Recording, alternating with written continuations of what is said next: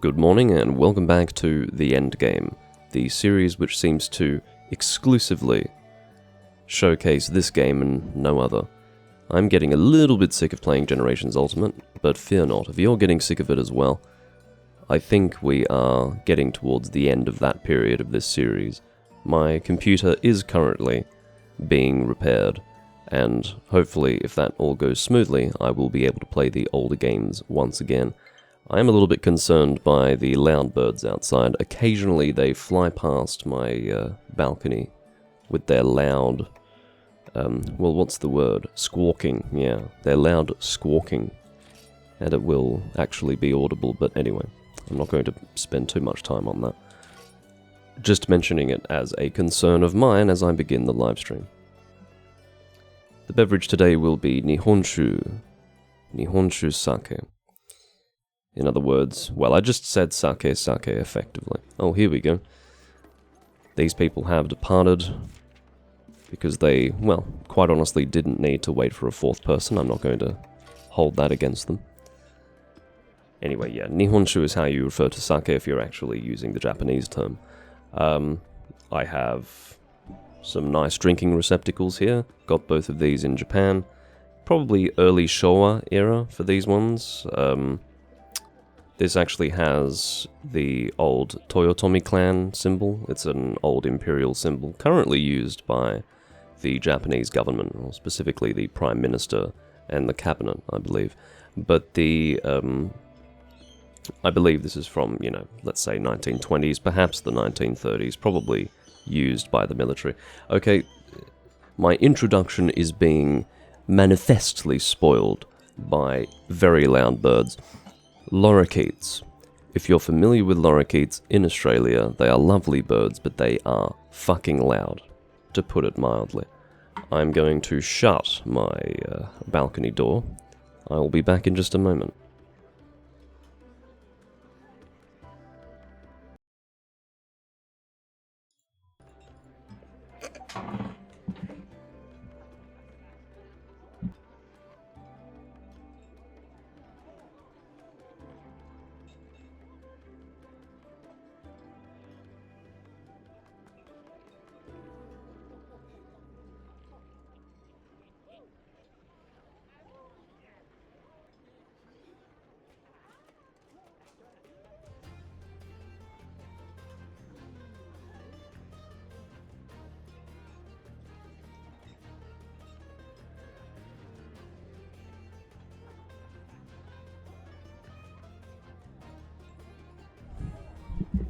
And I've returned, now with a much quieter recording environment. I will get my chat up so that I can actually read what people have to say. Hello, Wonderlord.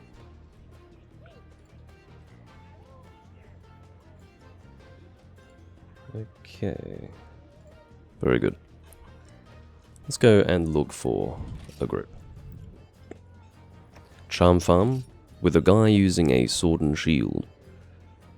I suppose you're not debarred from attempting to deliver the sub-quest, which is to kill the Brachydios in that specific quest using whatever weapon that you want, but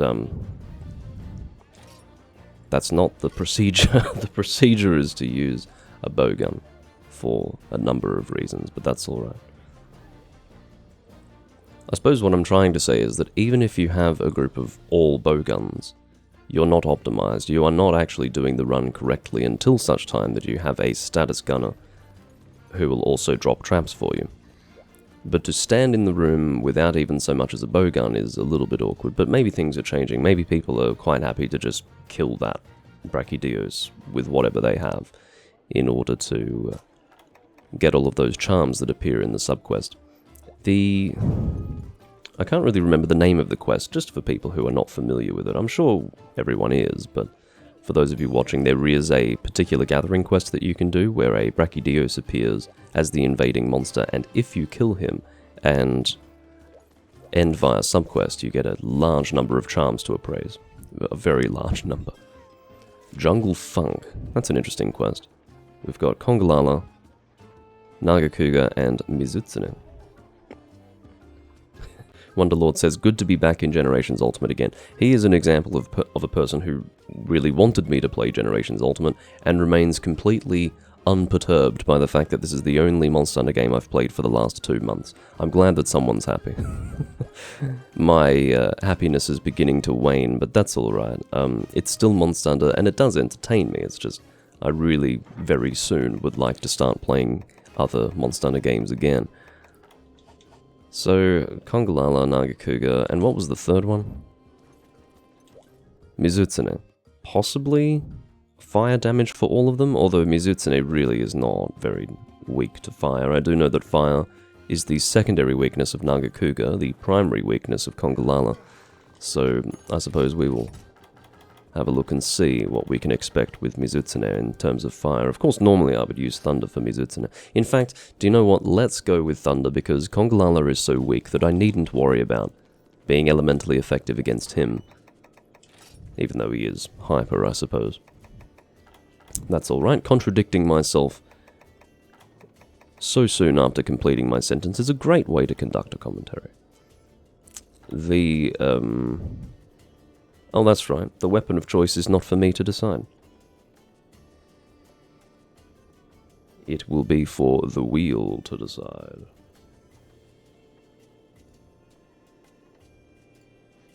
Let me refresh that page. Hold on. There we go.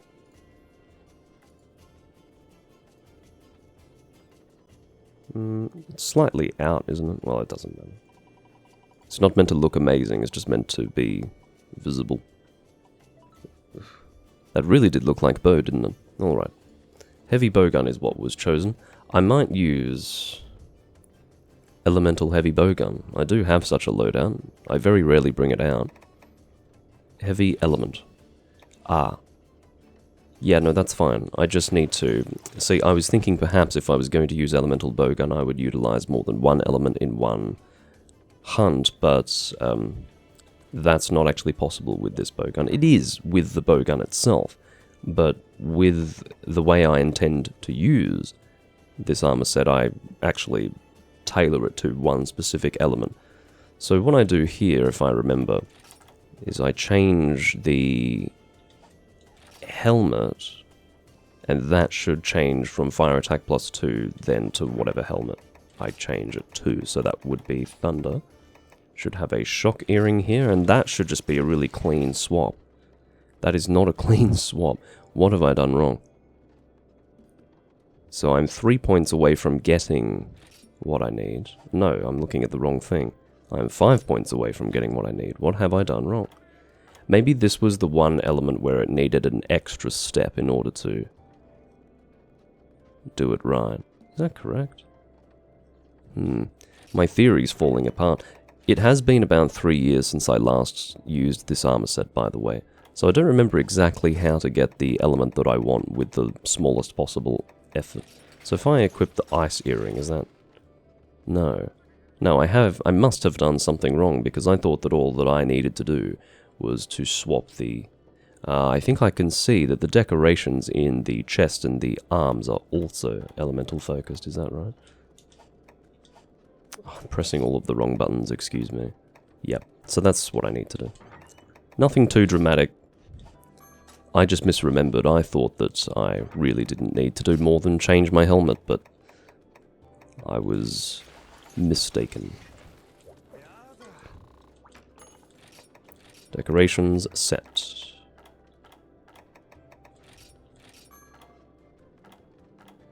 I don't even know what the jewels are called. Bolt jewel, there you go. And then I think it's a bolt jewel 2 here. And now that should have us in Thunder Attack +2. Very good. Okay. So it does default to fire. It has to default to something, doesn't it? But there we go. This is what we want, and I don't really know how this is going to play out. I don't suspect that it will be very comfortable. As I say, I don't use this loadout very often at all. This is more of a... This is the sort of loadout that I used back in Portable Third when Crouch Fire was first introduced. And I felt that it was more effective in that game, weirdly enough. I felt like shielding with a heavy bowgun in that game worked better. It seemed to reduce more more incoming damage, or perhaps it could be said that monsters are just much stronger in this game, or can be much stronger. For example, these are hyper monsters that I'm about to fight, and I really think that using the heavy bowgun shield will still hurt quite a lot when I get hit by them. So, yeah, I have encountered that in this game where honestly the heavy bowgun shield is just not something that you can rely on quite as much as previous games. Alright, so I will bring thunder shots, may as well put this into my inventory as well. So thunder rest level 1, and I do have internal ammunition for thunder as well. Is there anything else that I can crouch fire? No, it is elemental only, so I might bring combination materials. Now that I think about it, I probably should have checked to see just how effective thunder was against Congalala, because if he doesn't really take much thunder damage at all, it's not really going to make sense for me to expend my thunder ammunition shooting him. So let's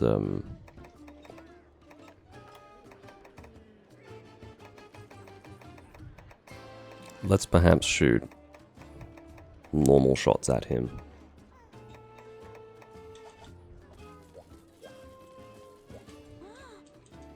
Did we, I'm a little confused. Did someone change from a cat to a human? Sounds a little weird to say change to a human, but I really don't know how else to describe it. Oh, okay, so 3064DO was not interested in doing this quest whatsoever. And somehow I thought that oh, that's why I thought that it was a person. It's because I saw the armor icon. Basically, the cat icon had disappeared, and I was a little confused. Anyway. Wonderlord is correcting my use of English. He thinks that if I were to say, from cat to a hunter, that would be better. I'm inclined to agree.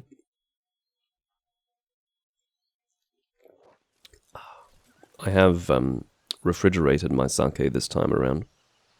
I usually drink at room temperature, but it's been very hot in Australia recently, so I thought that it would be more refreshing to have it be cold.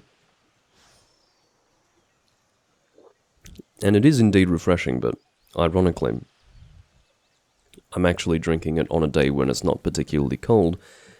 Sorry, where it's not particularly hot, because we've actually got a fucking cyclone going at the moment in Australia. And as a result, there is a bit of rain and cold weather. I am south of the cyclone though, so no high winds to speak of here, just a bit of rain. Alright, so I'm just going to shoot normal shots on this thing. It is pretty poor form to use normal shots when you don't have sharpshooter or normal up, but it's a fucking Congalala. I don't need any criticism from you. At least not right now. Really? Ugh. I'm sure you can appreciate my frustration when I went to align myself with the head of a Congalala only to perfectly align instead with a bullfanger. Not good. Needless to say, the only thing that's worthwhile aiming for with these normal shots is the head of this monster. I think his tail is sort of a weak point. Can be. I don't know if having a mushroom in it will affect the damage, but yeah, I definitely can't be aiming for anything else.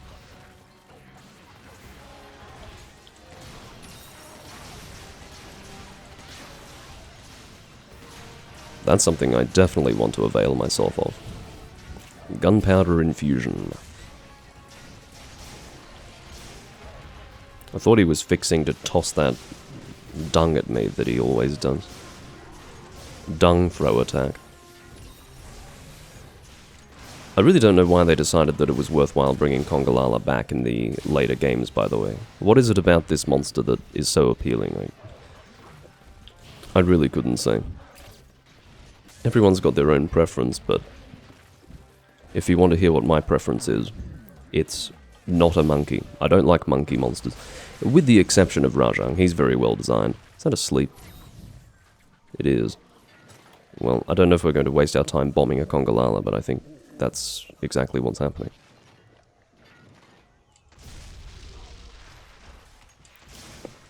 They were kind enough to allow me to do the detonation. That is refreshing to see. The good thing about this fight is that it gives me the opportunity to build up my gunpowder infusion.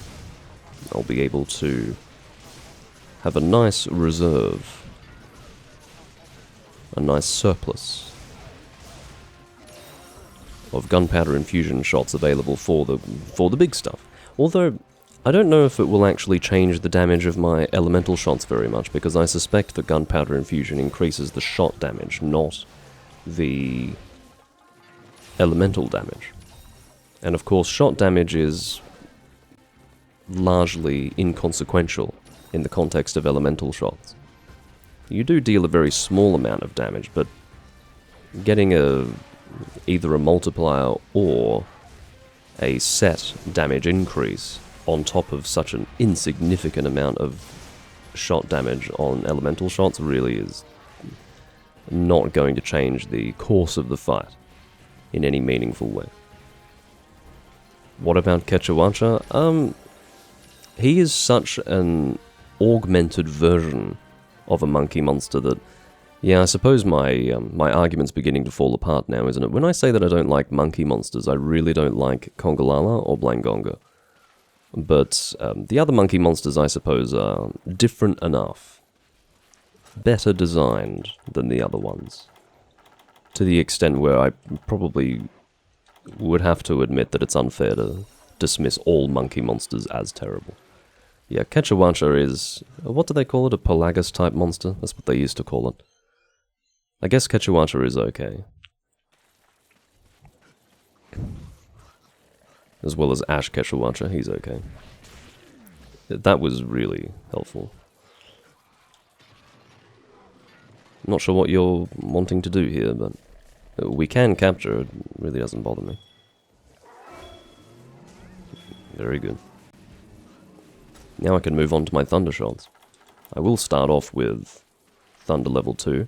I can't actually crouch fire my level 2 ammunition, but that's fine. No, maybe I'll save my level 2 for Mizutsune.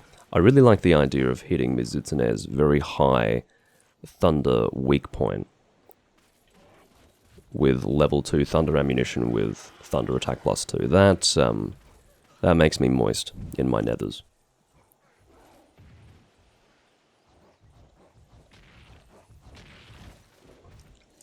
Blangonga is a fucking awful monster. I find Blangonga to be insufferable. Particularly here in this game where he moves really quickly. Like, if you want to fight a Hyper Blangonga, he's an absolute abomination of a monster, in my opinion. Everyone's got a monster they really, really hate. Blangonga can actually eat my ass. I do not find that monster to have any worth whatsoever. It should have been removed from the series. However, Copper Blangonga, here we go with the exceptions again. Maybe I should just be specific with what I don't like and avoid issuing blanket dismissals or wide scope dismissals. But Copper Blangonga is kind of cool. I don't mind him at all. He is kind of simple. When I first saw him and heard of him, way back when, I didn't expect him to be very interesting at all, especially because he was called Brown Blangonga in the old days. Great. You know, portable second G, Brown Blangonga. What a descriptive name for him to have, and obviously not very inspiring at all, but he turned out to be fairly well balanced. I thought he was a good fight. Definitely an improvement over standard Blangonga in the snow.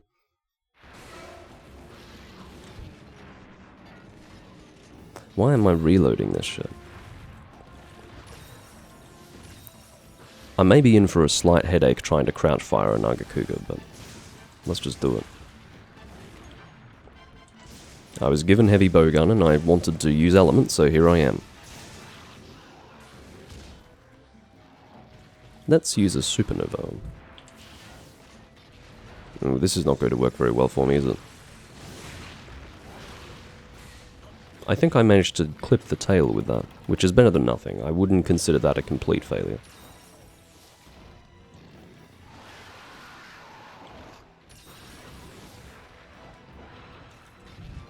Wonderlord has done a very good job of preempting my statements today.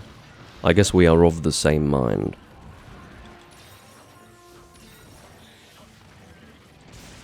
Get out of the way, cat.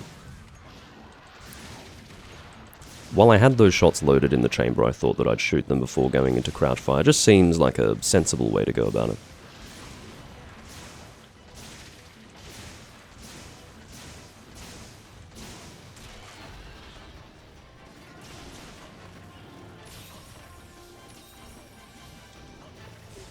Emerald Congalala, yeah, I have no real interest in him. I guess it's kind of cool that he breathes fire or whatever. But even that is a 4th gen change. I believe I think he might have breathed stench, perhaps, in Freedom Unite. I don't clearly remember.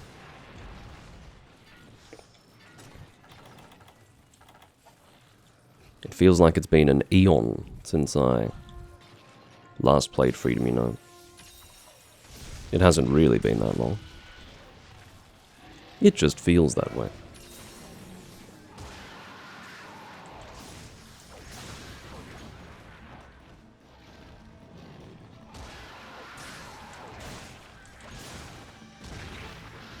Alright, despite being hyper,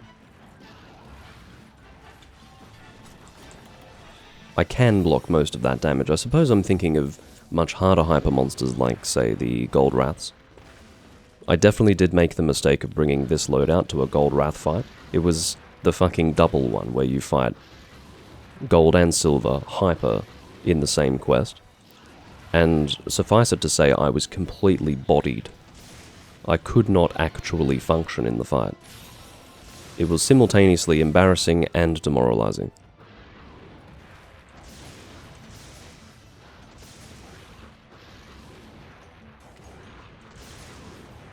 And it definitely caused me to reevaluate this loadout in this game, which was probably unfair. You know, it might have just been that particular fight that was really bad. Definitely need to do some gunpowder infusion here, don't I?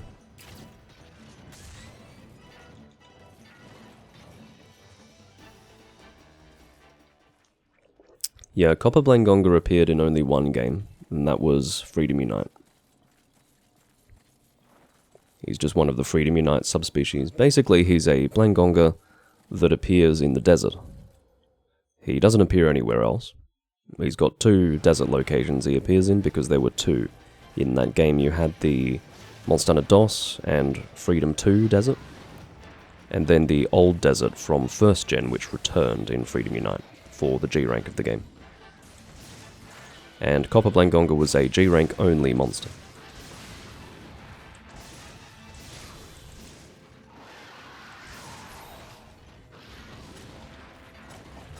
Did I forget to bring... I did, didn't I? I was so distracted by something that I forgot to bring combination materials for my thunder shots. Very good, very good. Let's go back to normal, I suppose. Talk about being ill-prepared. I did verbally say that I was going to bring combination materials, didn't I? I'm not going crazy.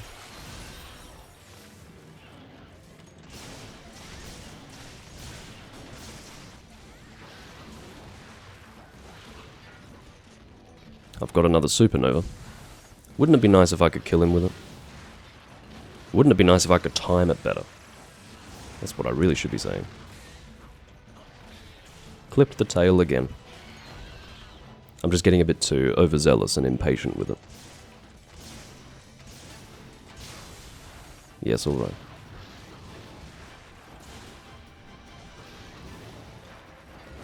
For those of you who haven't really used the heavy bowgun shield, which might describe some of you who play this game, because I do know that heavy bowgun is often accompanied with valor in this game, which I don't really like. I don't like Valor at all, and I particularly don't like Valor Heavy Bowgun, or its use.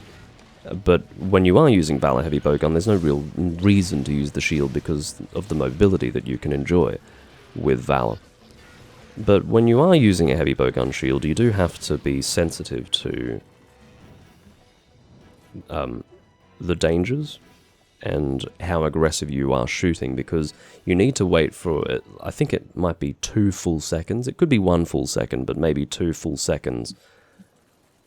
Well, you can't have shot your gun for about 2 full seconds to be able to successfully shield automatically with the heavy bowgun shield, is what I'm trying to say.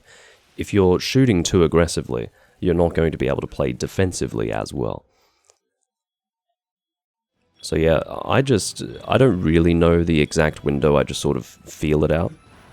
I have a sense for what the window is, but I don't know how many seconds it is. But yeah, if you feel like you're in danger, don't shoot. Just get ready to auto guard.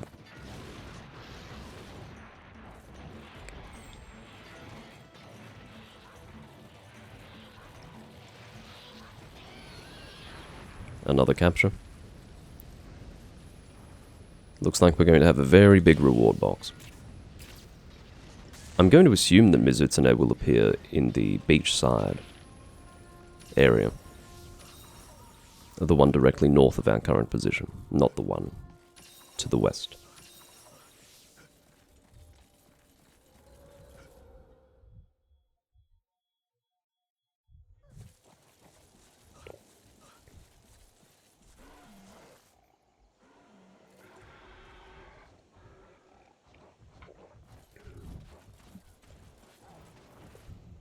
Or Shiro could be correct in going over there, onto the island. Maybe he does start on the island. I really don't know. I do feel like a bit of an arse. Or an ass. Referring to a donkey as opposed to a posterior. For not having brought combination materials for Thunder. Oh, he does actually appear on the island.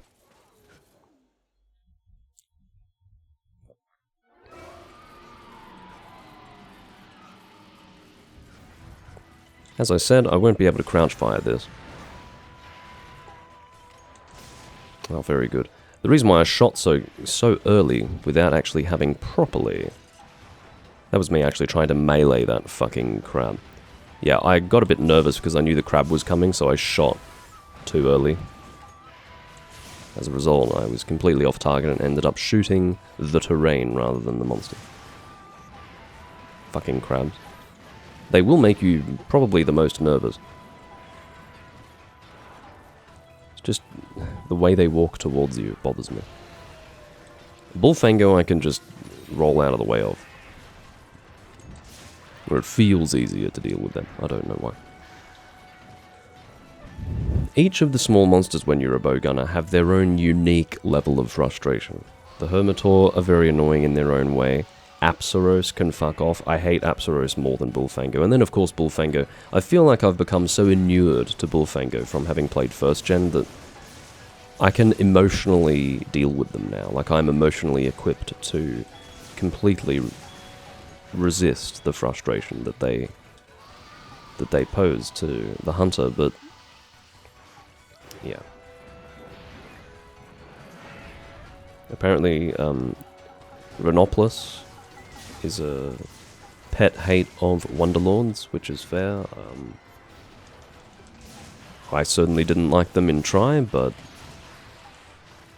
they didn't really pose much of a threat compared to Bullfango, so I considered them to be a modern and much less frustrating version of Bullfango, so they never bothered me quite as much as they could have done.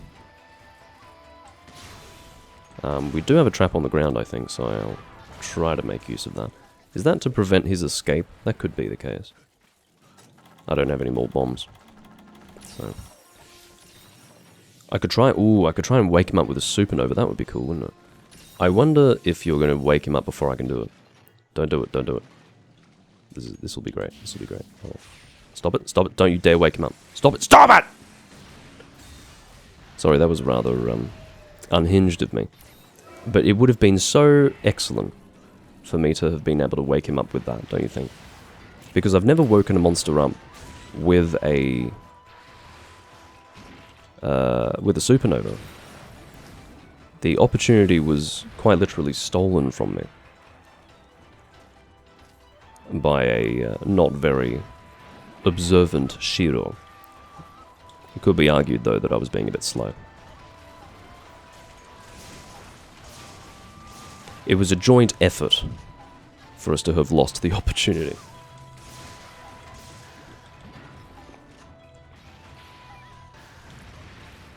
That's the phrase that I like. Our failure was a joint enterprise. I just came up with that. But, yeah. Cannot be blaming Shiro for that exclusively.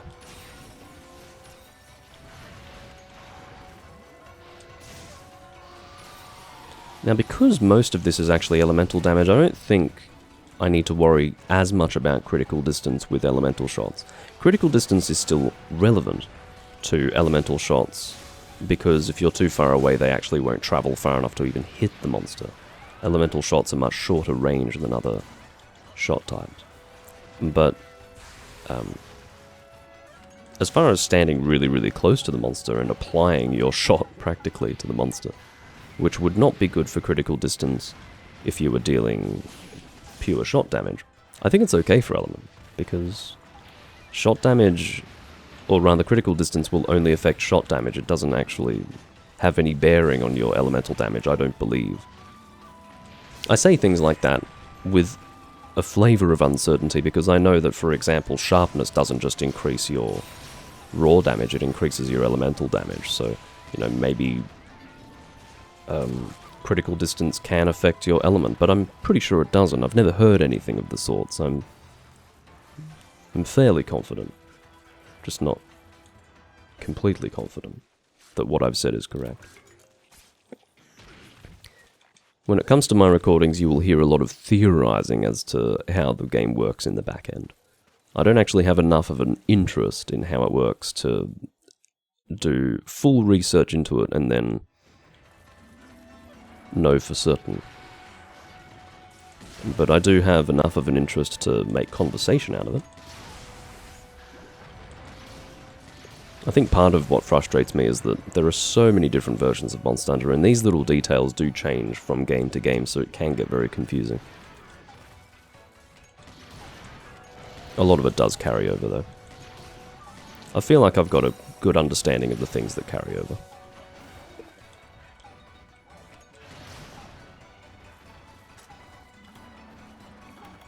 I suppose I can shoot fire at you. I'm sure you take damage from fire. But I'll aim for your head.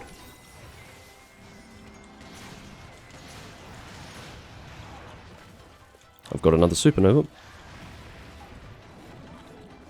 This has been a long hunt. It's 3 hyper monsters and 3 hunters. You motherfucker. Seriously. There's not much that can be said about that other than that sucked.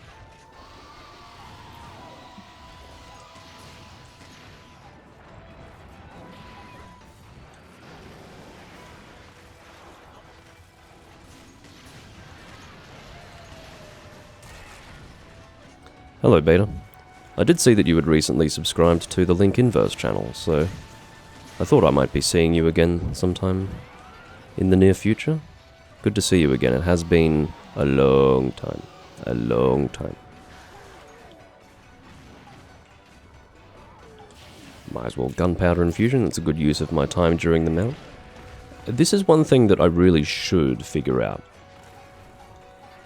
Does the application of my elemental damage still take place during a mount? The reason why I ask the question is because if I'm using like pure elemental damage, practically, as I'm doing now, should I be concerned that during the mount it gives me no indication of the fact that I'm actually dealing elemental damage? It just has that blue sparking effect.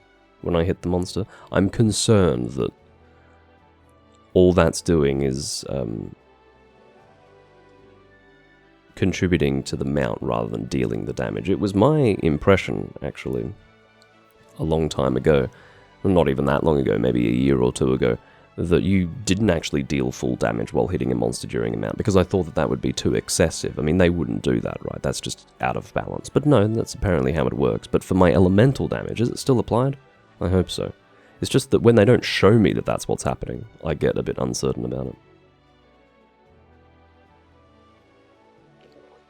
Wonderlord says, no it doesn't, and apparently you don't even do stun damage with hammer.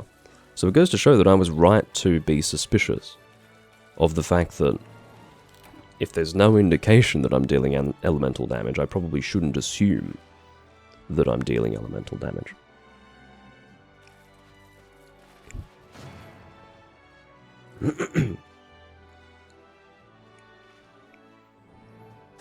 But apparently the raw damage still applies. That's what I was told. Managed to get a Mizutsune Pallium, that is my 15th.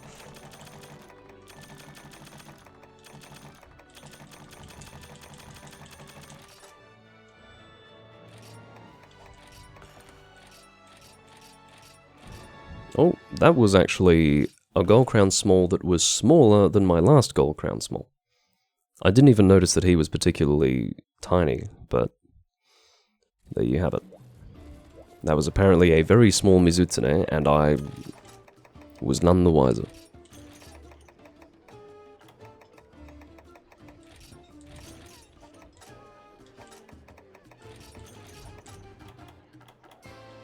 It must be bizarre for people to watch me actually manually restock my inventory. I'm sure some people might even suspect that I don't know that item sets exist. The reality is that I am aware that they exist, but I don't have the luxury of using item sets in earlier games, so I'm not going to spoil myself with that functionality here in this game. Because I don't want to go and play those older games and be like, oh, now I have to do this manually. If you never get to that point where you're comfortable with having item sets, you're never going to go back to an older game and feel inconvenienced. That might not be important to some people, but it's important to me because I play the old games a lot more than I play this game, for example, so... Not in recent days, because my computer was broken, but... and remains broken, hopefully not for much longer, but...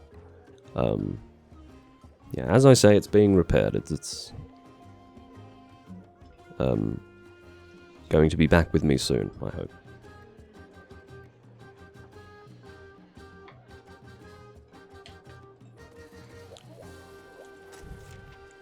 In 4 Ultimate it is possible, you're right, Wonderlord, because that's the trade-off.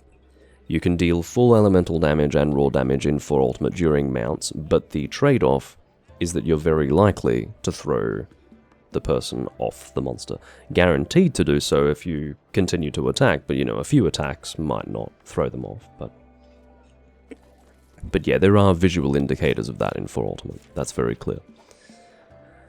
I'll hang around for a little while, Shiro, because I'm happy to do this quest. It's different from what we've done before, and it fits with the expectation of variety that I have with the rooms that I'm in. I shouldn't say expectation. It's not for me to place expectations upon any host of any room that I join. What I mean is that that's what I want. That's my desire, so I'm happy to hang around, but if we don't get a 3rd or 4th person in good time, I will move on.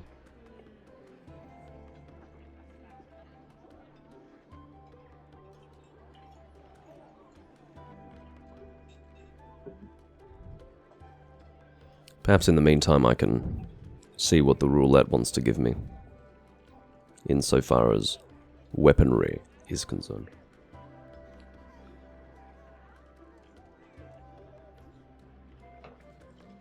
I did overfill that one a little bit, spilt slightly. Sadly, I don't have anything to mop it up. Oh well. Valencia has joined the room.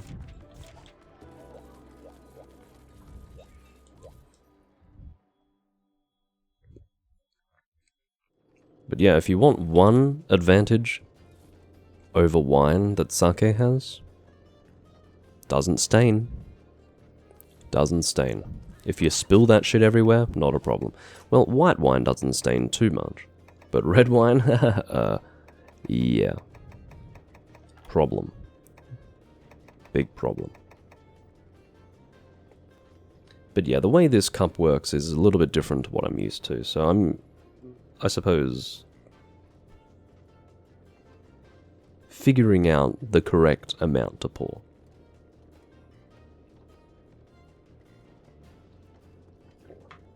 Because basically it's shallow but wide, which is a funny idea. Always wanted a cup like that. Incidentally, didn't find one until I was actually in Japan. Let's do this, says Valencia. You've been in the room for the best part of 30 seconds and you're already sending messages exhorting me to join up on the quest. Just be quiet. Charm Farm XD. Yeah, that's my face when I see that you're using an insect glaive for a Charm Farm room, my friend.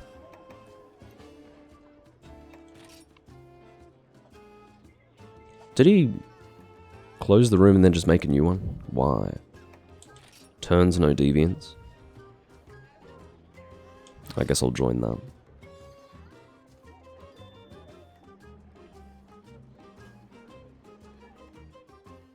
Oh yeah, that's true. You can't leave with the quest up, so it must have been a DC. Okay. That's a good point. I hadn't considered that. Dans Obscura. That must be the Soulseer hunting horn. Looks very weird, doesn't it? Evasion +2, Guts, Evade Extender, Flying Pub Soul. That's kind of cool. I generally don't agree with Evasion Plus and Evasion Up as a good strategy because I feel like they cancel each other out. So you either evade through the attack and keep close to the monster, or you evade away from the attack using Evade Extender. If you try to have both, I find that it conflicts in certain situations. Not in all situations, but in some, definitely it does conflict, and it makes your positioning harder to keep control of, or to keep under control.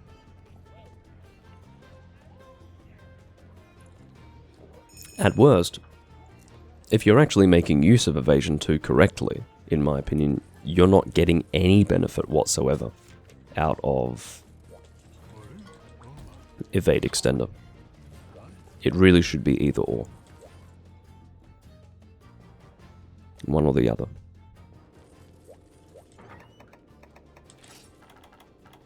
Alright, changing to Thunderlight Bowgun.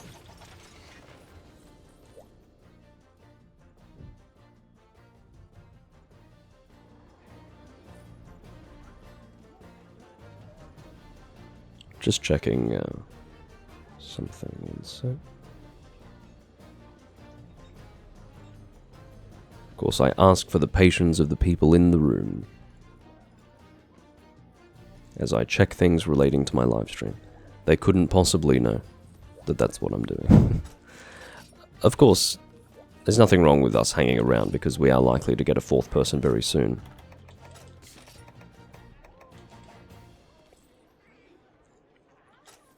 I've got no idea what that hunting horn does. What do you think it would be? Might be elemental focused? Interestingly, I think I'd be right in saying that I've never seen someone use a deviant hunting horn. Never. Never, never. Oh, hold on. Don't depart. Don't do it. If he departs without me, I'll accept it. I just forgot to buy my level 1 ammunition, okay? Now, where is this quest? It's in the Arctic Ridge, so unfortunately... Ah, there you go. Darklink actually has a group to join because I needed to buy my level 1 ammunition. It works out well for everyone. Darklink will change his equipment.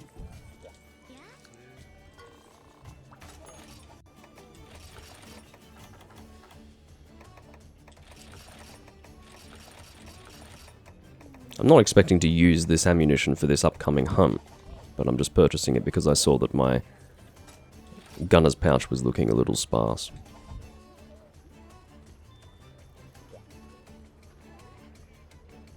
I don't know if this guy's name is a play on words for the word thorax, but he's like saying Thor's axe.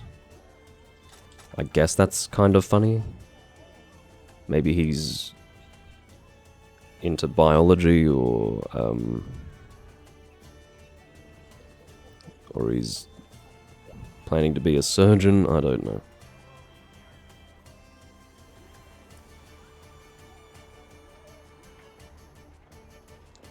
The reason why I was checking to see the location that I was going to be hunting in was because this particular armor set uses resentment. Now, resentment is something that will be useful just generally. Every time you take a hit and you're in red health, you will receive a damage bonus from that.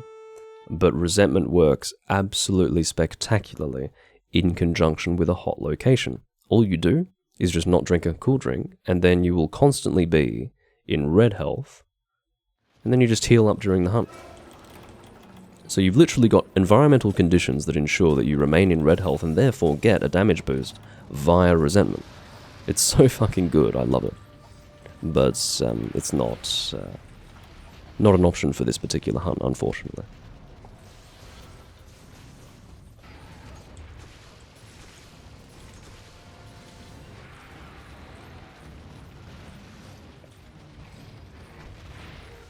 Yeah, Dragonheart is what you're referring to, Hossein.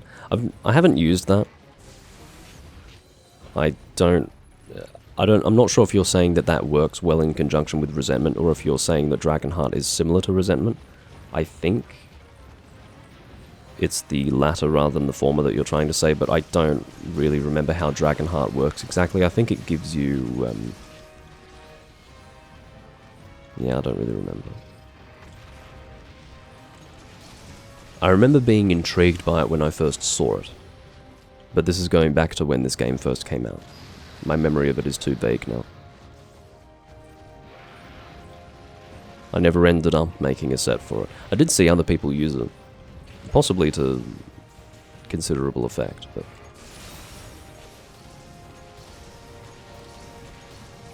I never took the time.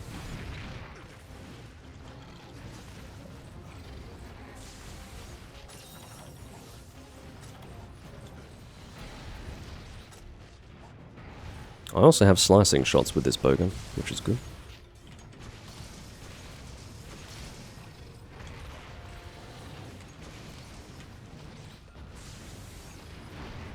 It's a better version of adrenaline and heroics. Okay, that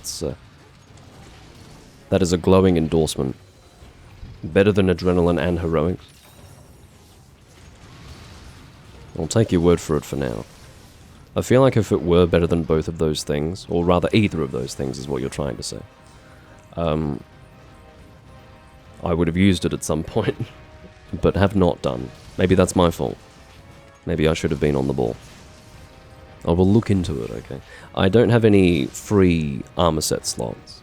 I ran out of those a long time ago, but you never know. Maybe something will have to make way for a Dragonheart set.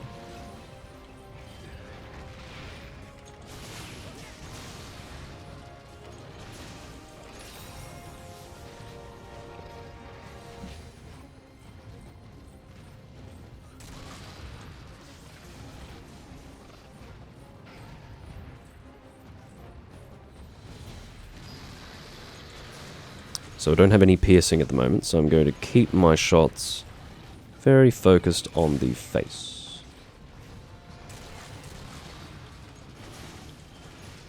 Oh.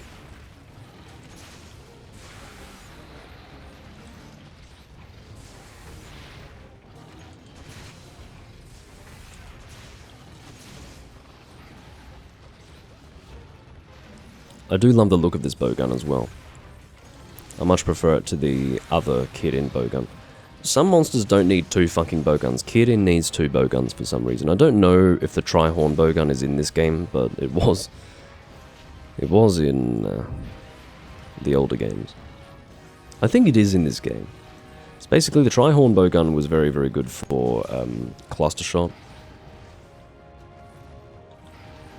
Was it called tri-horn? It was some shit. It was like a triple-barreled Gatling-looking thing. And it was very good for cluster shot. in 2nd gen.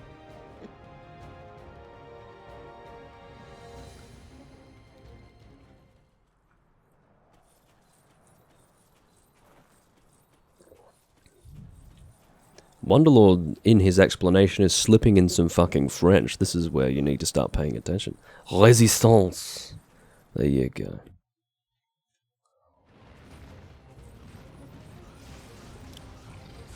But yeah, he says that in conjunction with Resentment, the Valstrax skill is one of the best damage boosts in the series.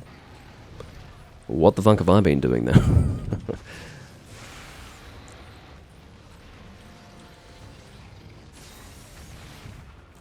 Being out of touch, I guess.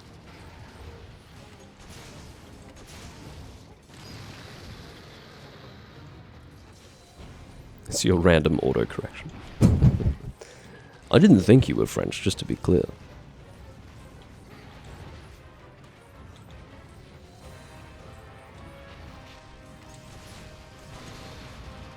It may not be necessary for me to even use my Thunder level 1.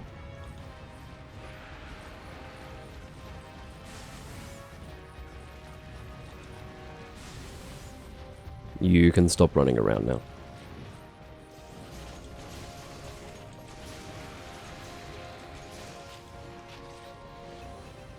Do I have crit element? I must. I do. I just wanted to make sure. All of my sets that are elemental focused but also have good affinity should have critical element. Unless I was, I don't know, in some kind of coma in the past. I would never miss such an opportunity. He says after completely forgetting about the Valstrax / Resentment synergy.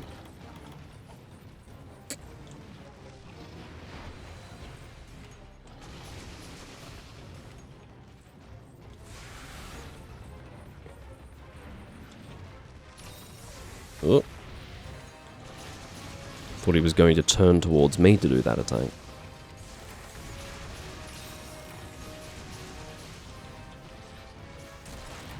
If I had forgotten to bring Thunder level 1,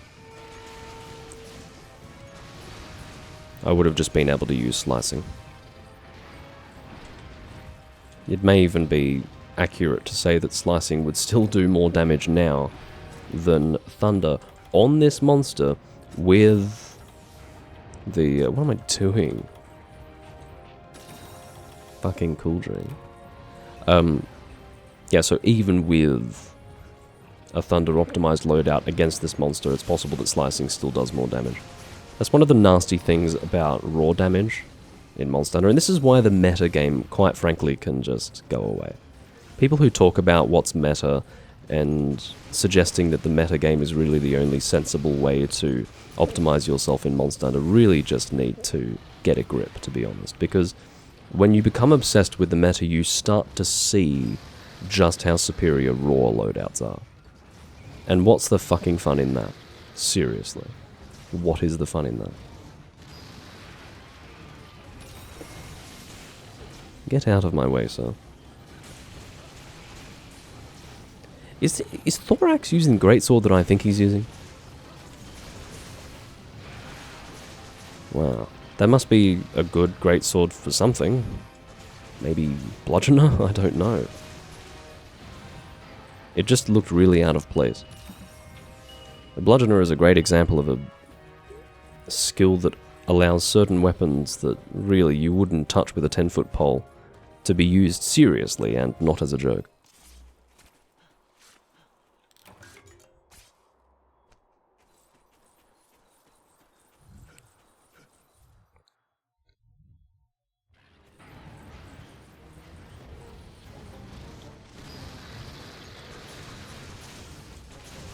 Oh. But yeah, I will snoop on that guy's greatsword. I want to know what it is. At first I thought it was a Jaggy greatsword, but then I realized that there are no Jaggies in this game, so... Yeah, it looked a lot like the Chieftain's greatsword, whatever it was in 3rd gen.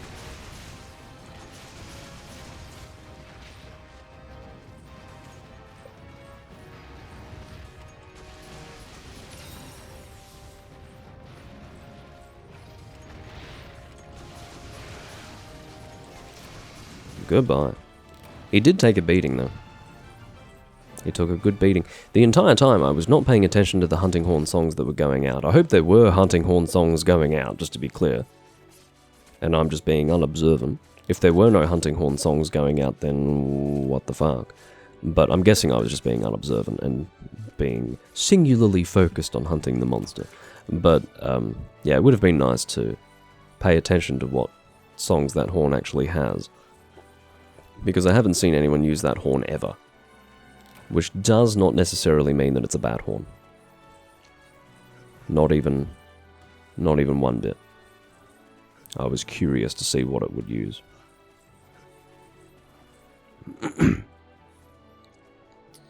You say it's the basic 3rd gen bone greatsword, but no, it's not. It's got that purple bit on. Oh no, you could be right. But see that purple bit? I don't think the bone greatsword of 3rd gen had that purple bit. Anything that had purple in that game was indicative of a Jaggy upgrade. That's why I thought it was the Jaggy greatsword when I first saw it, but then realized that it wasn't. Again, just a reminder for anyone who is not aware, I am guaranteed every time I fight a Tigrex to get a mantle. Every time. Tigrex is my lucky monster. For those of you who have watched me for a long time, you know this to be true. But for those who have watched for a short time, you are now informed. I always, always, always without fail get a mantle. It's insane. I don't understand it. I will never understand it. But Tigrex is my lucky monster.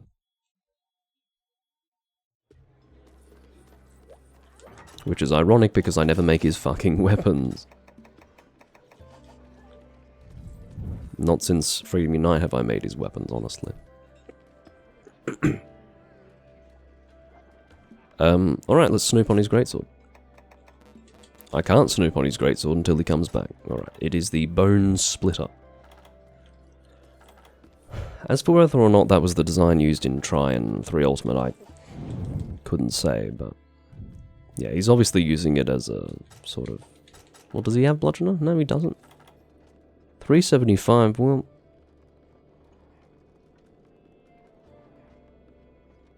maybe he is getting white sharpness or something on that, but I wouldn't have expected that. Seeing such a basic bone greatsword, right? At 375, to me, sounds like he's sacrificing sharpness, in which case, I don't think this is a good idea. I would need to actually see the stats. Let's have a look. I'm just interested. I'm not interested in completely panning his loadout. I'm interested in seeing if the Bone Splitter is a good greatsword to use without Bludgeoner. That's what I'm interested in. So...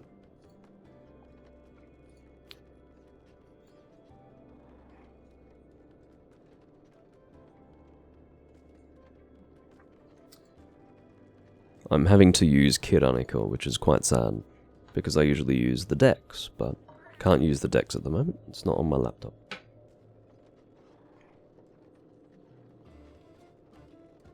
Bone Splitter. Oh, great. I type in Bone Splitter into Kiranika for Monster Hunter Generations Ultimate, and I just... oh, that's right. I get a list of quests first. This is great. Thank you for that. Alright, what are we dealing with? Okay. I stand fully corrected. This is a good raw greatsword. This is a really good raw greatsword with sharpness +2. How good is that?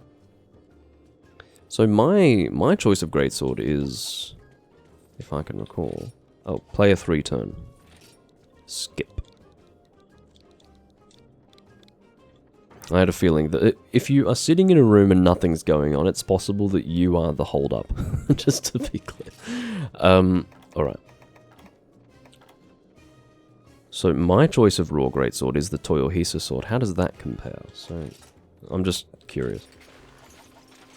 So it seems to be the same. With sharpness +2. Yeah. Yeah, roughly the same. Technically, mine is better because it's got more white sharpness, but the amount of purple sharpness is about the same. So yeah. No slots. exact same stats. So, yeah, that is a really worthwhile greatsword to use, 100%. I have two choices of raw greatsword, don't I? I have one for sharp and one for non-sharp. Whatever the fuck that is. What is it again? I have one for bludgeoner. My bludgeoner raw greatsword is something else, I think. Maybe I'm just making shit up. Let's have a look. I do have the aged greatsword. Keep away from that. No, I think that is just... Oh, I use the Acantor Godsword for bludgeoner, yeah. Which is a good choice as well. Okay, yeah, so those are my raw greatswords. And it turns out that what he's using is perfectly reasonable. It is equivalent to what I use. So. What's on the board? Let's find out.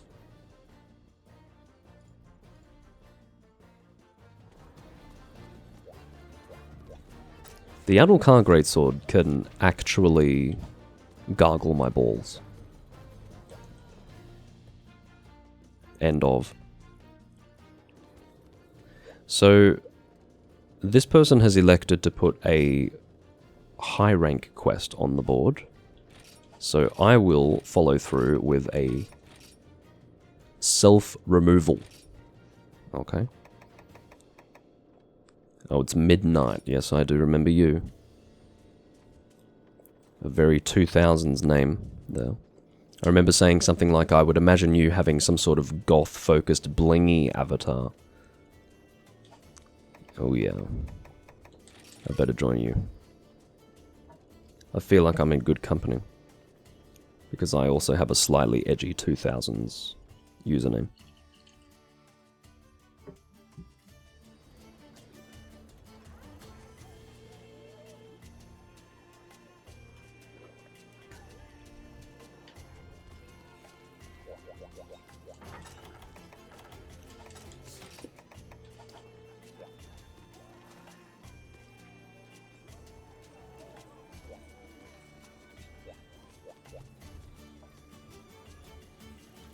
Looks like Chrono is the person posting, which is nice. He's got a solid team here to help him with his quests.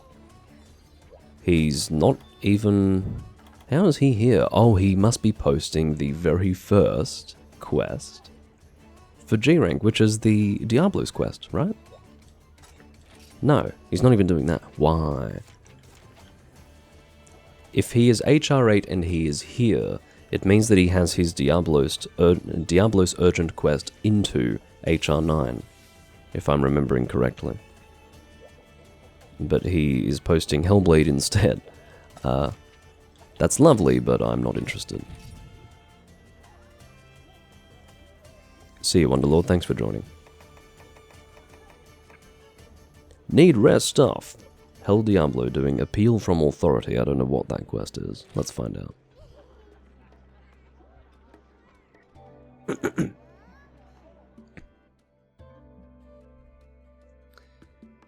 Yeah, I would also like the other older Monster Hunter games to have as much content as Double Cross. In other words, this game. There is so much to do in this game, in terms of building your character. That's what it comes down to in Monster Hunter for me. That's what I value. It's a wealth of choice for how to build my character and how to manage my loadouts and, you know, what am I going to bring to fight this monster? The more choices I have, the more variety I can have with my loadouts and the more fun I'm going to have in the long term. It's still workable in the other games. There's still so much to do in the other games, you know.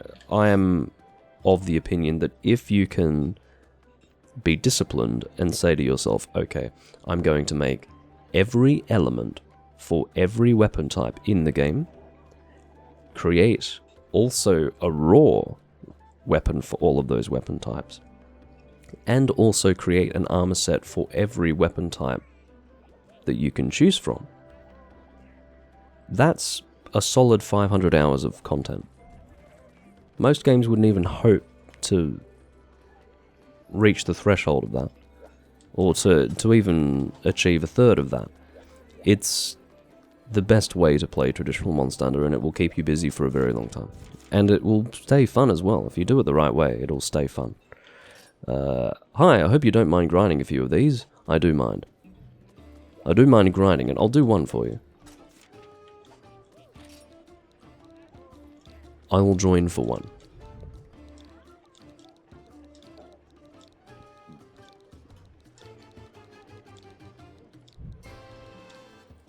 If I were hunting in my own time, I would happily grind with you, mate.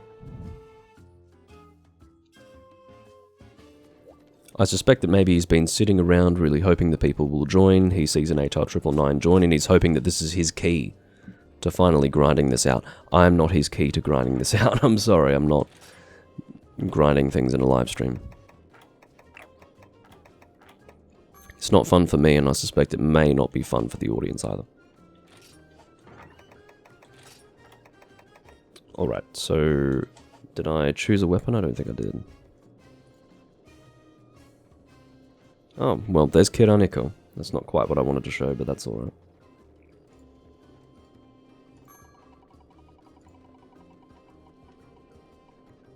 Insect Glaive. Okay. Has too much HP just for me alone, thanks. That's putting it mildly. Even if you had a very good loadout, which you... Huh. Which you... I neither want to say don't have or do have. He's got a loadout.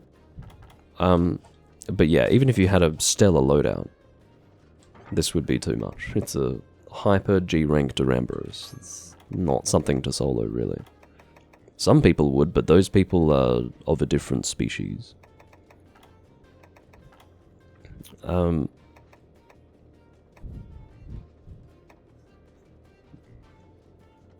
was I given? Insect Glaive. I am blind. There it is. Fire. We will keep with the Glavenus Insect Glaive. This guy's very talkative.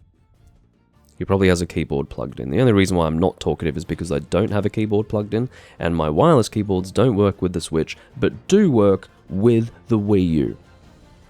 Hello. Imagine. Look, I've ranted about this before. It's been a while since the last time, but I'm sorry, that's not an upgrade. You know, if I can use a wireless dongle for my keyboards on a Wii U, it should be possible with a Switch. The notion that in 2018, wireless dongles for a fucking keyboard were somehow, you know, a defunct or anachronistic technology. I mean, that's not true, okay? They were completely acceptable then, remain completely acceptable now, so I don't know why there is no compatibility for that. I think I've tried 2 separate wireless keyboards on the Nintendo Switch and neither of them work. It's fucking pathetic. But that's alright. I just won't talk to people in Monster Hunter, that's fine. I'm about 2 meters away from my Nintendo Switch. I definitely don't have a wired keyboard long enough to go that far, and I wouldn't particularly want a wired keyboard to go that far. Hello, AJ. Good to see you again.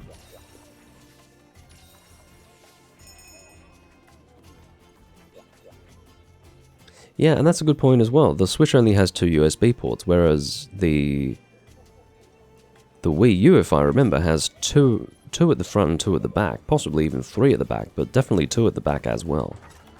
So, fuck it, I guess. I mean, you've gone to the trouble of making a separate dock, and you don't even want to put enough ports on it, or even to have it compatible with fucking wireless dongles. Assholes. Fucking Nintendo. Let's see if their next console's any better.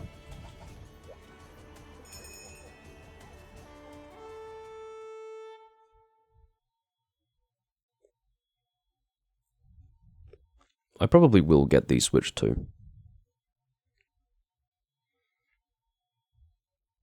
I'm not going to be falling over myself to get it, but it's fully backwards compatible, so I don't have a reason not to get it if I intend to play other Switch games.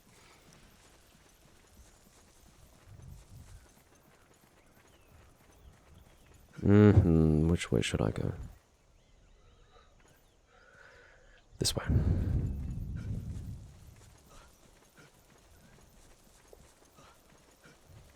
The jungle can be a little confusing at times. It shouldn't confuse me, but I did have to take a moment to think about it.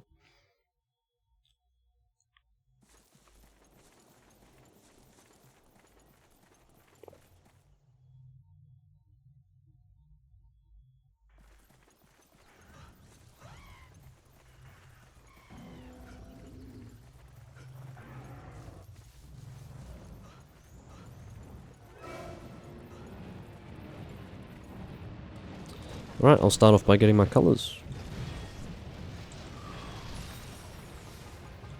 There's absolutely no reason for you to slide like that. I get that you had built up a lot of inertia and a lot of force, but you're not on ice, mate. Hell Diablo. Oh. Okay, he's gone for a wake-up attack there, that's fine. I might have to start doing this. Still got fucking orange, come on.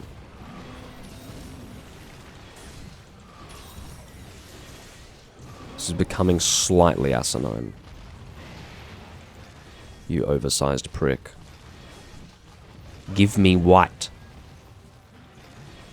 The time has come. Alright, what about red? Is it the tail or is it the back? I was trying to stand at point blank range from the tail to get possibly red on the tail. No.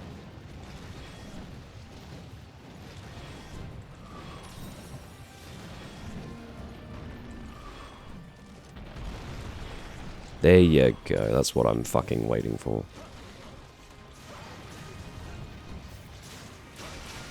So yeah, Insect Glaive is a good choice for Duramboros because you can get those aerial attacks on the weak point.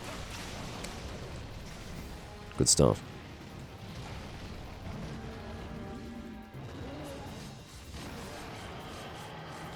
Quick knockdown.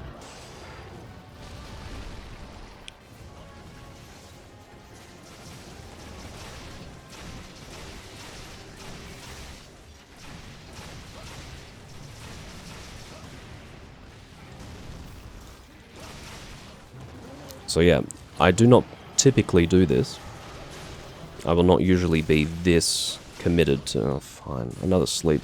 Someone's got a sleep weapon here. But yeah, I'm not usually this committed to aerial attacks. But it's Duramboros, so I'll do it. Of course, if I were playing for Ultimate, I would be this committed, but this is not for Ultimate. Not even close. It's just so incredible to see the diminishing returns on that. Wow.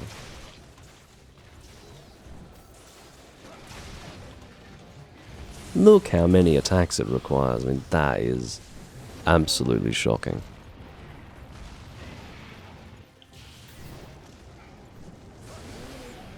How did that go? Come on. I feel a bit defeated after that.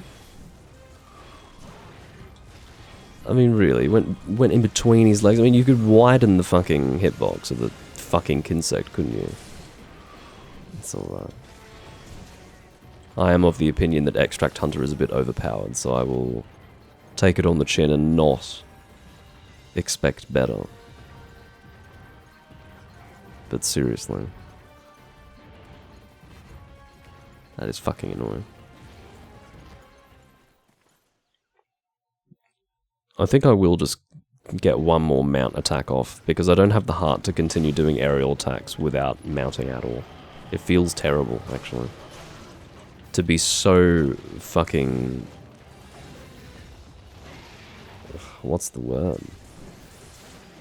Incapable.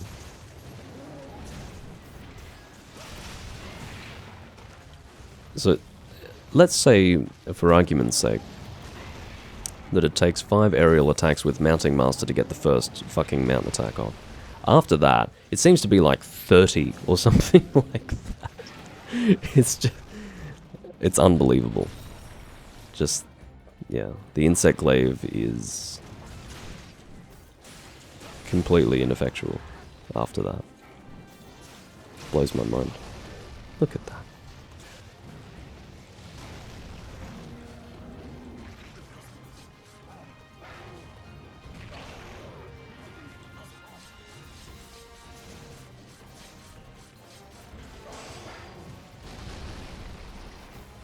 Almost out of my colours.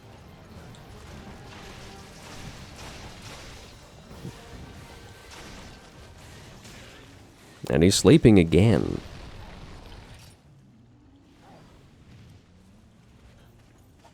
I don't know how, but I saw this guy's message which was juicing up my next attack, and somehow I don't know. I saw something different. I saw something very different. I need to get my eyes checked. Or maybe my brain checked.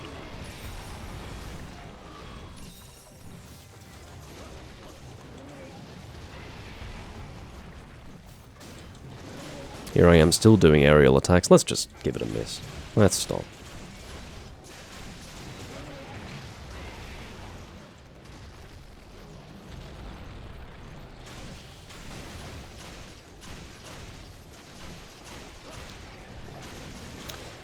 You're probably right, AJ. I had it in my head that all aerial attacks with the Insect Glaive would do a set amount of damage, whether it was from the pole vault or not.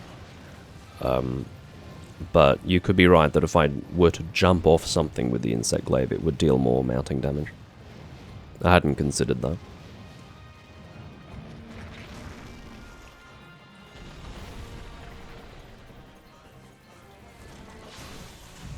Oh, come on. There's nothing more annoying than aiming for the weak point while he's down, and then, because you've aimed for the weak point, it shortens the duration you could take advantage of his inertia. That's a different use of the word inertia, sorry.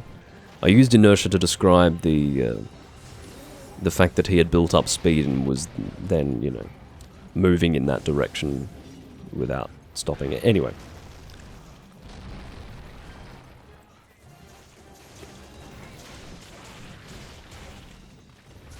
Extract Hunter, come on.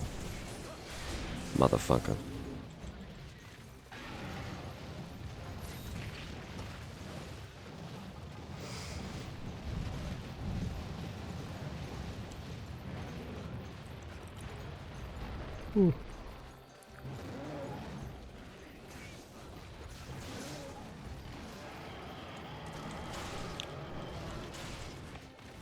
What happens if you use aerial style with Insect Glaive? That's what I want to know. What does that look like? That must be really weird. I've never thought to give it a try, but it must be strange.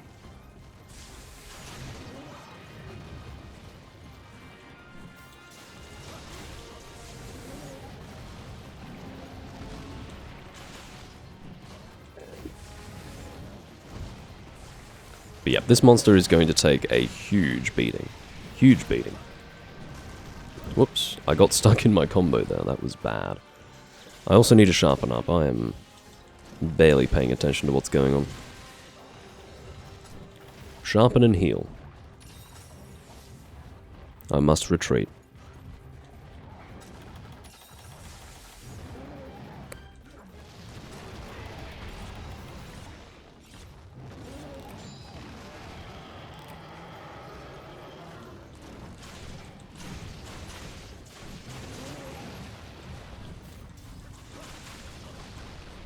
Another sleep. Who is the culprit? What are you using? What's that? Looks a bit blue. That's pretty suspicious to me. Maybe it's a Malfestio longsword or something. Or a Nightcloak longsword. Could also be the cat, but... don't know. I'm not going to assume. On it. I can see that the longsword guy is doing ice damage, so it's someone else. Must be the cat. Okay, the Prowler is using a Malfestio weapon.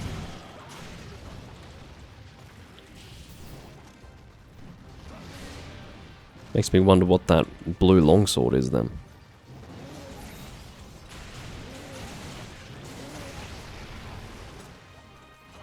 Because it's not the old Frostvelt, whatever it was called from 2nd gen. That was more of an icy blue, not a rich, dark blue.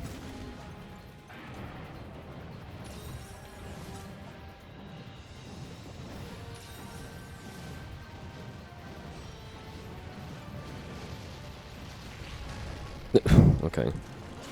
Yeah, just slide into me. That's great.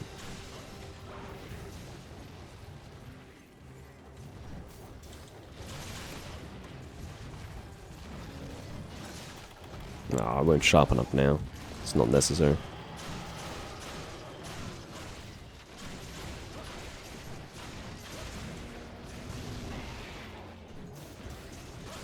Yeah, piercing boomerang with status application, I guess, is very effective. I don't think I've seen many prowlers go status like that. But I haven't seen many prowlers. Well, I tend not to play with them, so. But it turns out that if you're a prowler, you can apply status pretty effectively. He's now throwing bombs.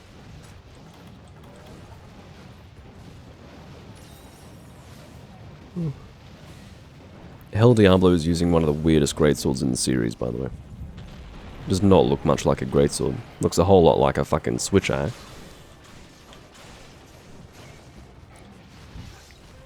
It's a greatsword that I'm familiar with, but not one that I've ever been tempted to use. I don't think the stats are terrible, it's just not what I'm interested in. And the bottom line is that it's ugly. It's fucking ugly.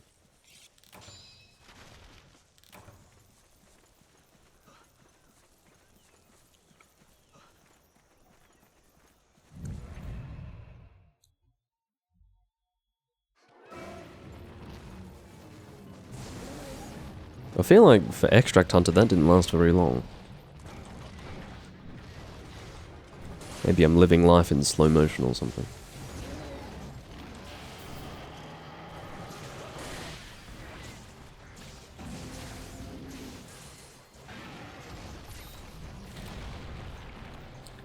Well, we are one feint away from failing this quest, so let's get our act together now. Hell Diablo has apologized.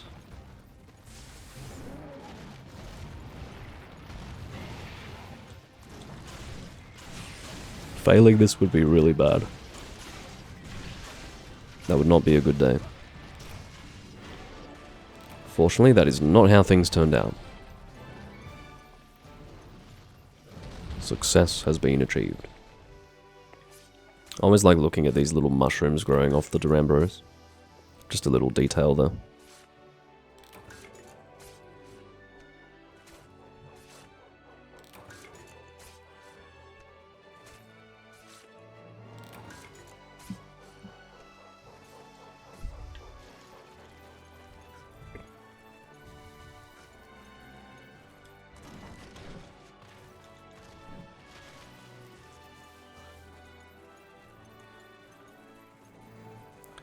To be honest, AJ, I didn't even know that greatsword was in Monster Hunter 1.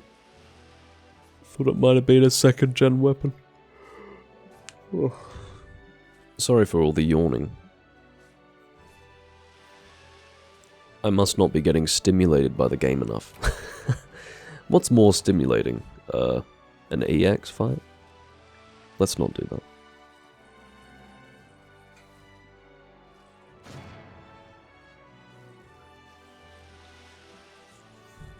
Not sure, Beta. Let's have a look.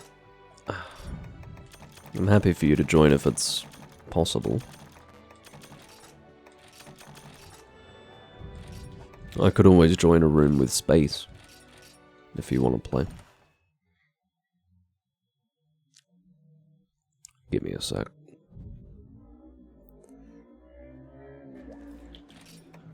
I'll find a room to join.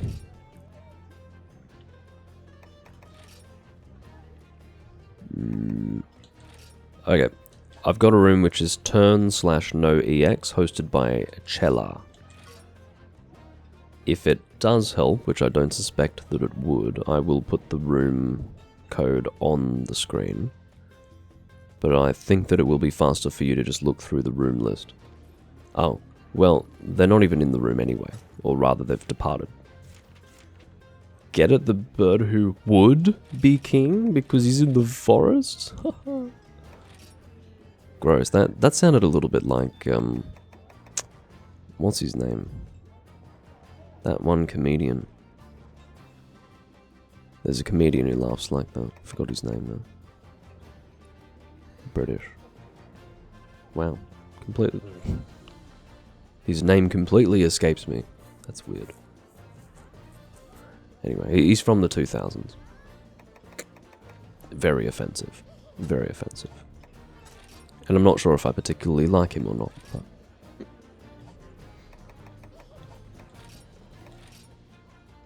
no, if I'm going to create a room, it needs to be better than that. Come on. Yeah, Jimmy Carr, that's the one. Jimmy Carr. I'm sure he's still funny. He was just at his funniest from, you know, early 2000s to maybe mid to late. Alright.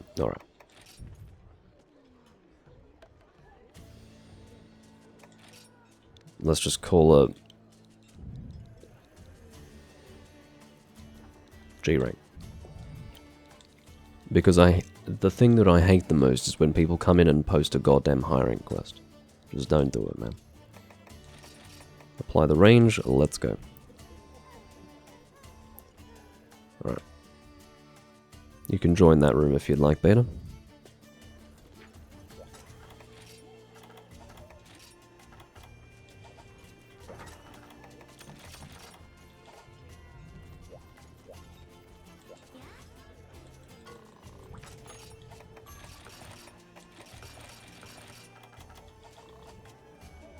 Cool.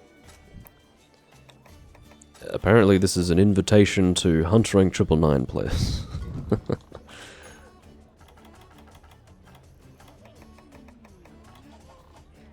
I will say hello. Hi.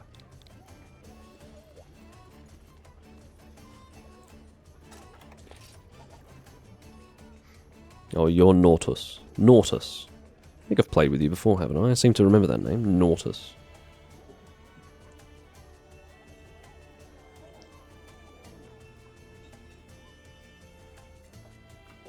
Oh dear. My sake is nowhere near as cold as it once was. Must be because it's sitting next to my computer. I mean, my laptop is not producing that much heat. But over the course of 2 hours, it's been enough to actually heat this up a little bit. Not heat it up, but it's like room temperature on a hot day, is what I would say. Yeah, it's hard to forget a name like Nautus. Can't say I've ever seen that name before.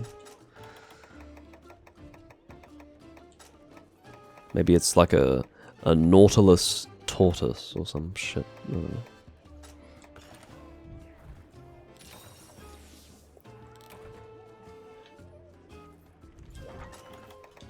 Of course it's a made-up word, but I'm just saying that it's very unique, and therefore haven't seen anything like it before.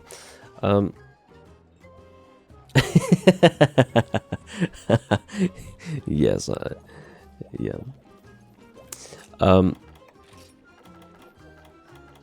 don't particularly have a hunt that I want to do. How about I make sure that I don't have anything that I want to post?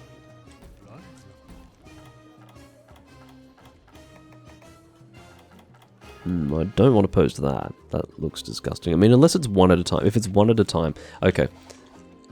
This is one of the last quests that I have to post, okay? So, I understand it might be kind of gross. But I suspect that it's one at a time, based on the number of monsters that are featured. It's like a 5 monster quest that involves all hyper monsters. I'm going to take the executive decision to not actually use the wheel to decide my loadout. I'm instead just going to bring this. And yeah, I'll let you know what it is. Hold on. It is Mizutsune. It's the Fated 4 plus Diablos. The Fated 4 plus Diablos. All hyper. And hopefully one at a time. Hopefully. But yeah.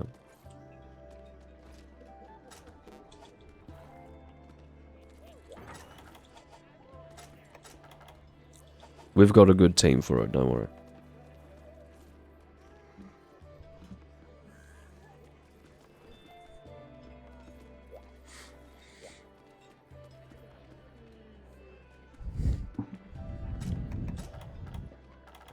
Mountainous turret. That almost looks like a Gem Moran weapon. Mountainous turret. Oh, sorry, mountainous torrent, not turret. I can't read. Well. It's not one of the pierce bow guns that I ever noticed in a weapon list, but I guess it works.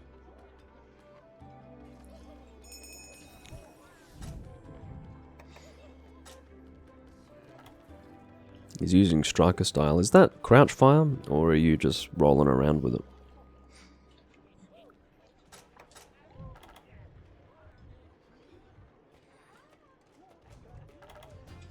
Rolling. Cool.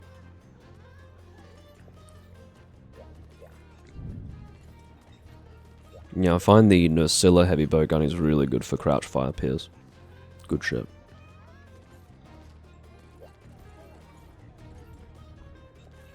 For rolling, I usually use the Crimson Fatalis heavy bow gun, but maybe this one's good in its own way. Maybe for the other ammunition that it shoots.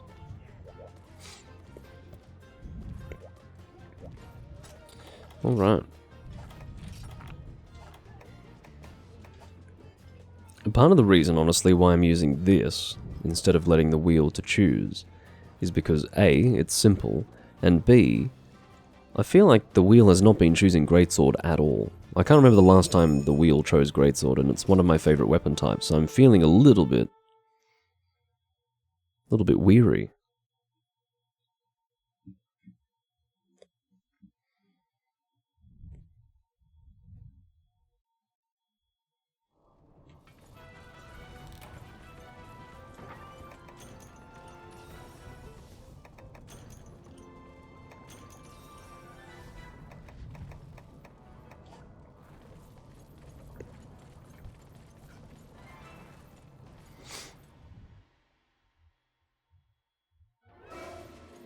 It is one at a time, so this will be a nice easy quest.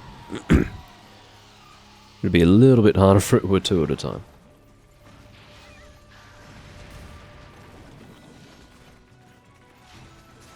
Look at you getting out of my range.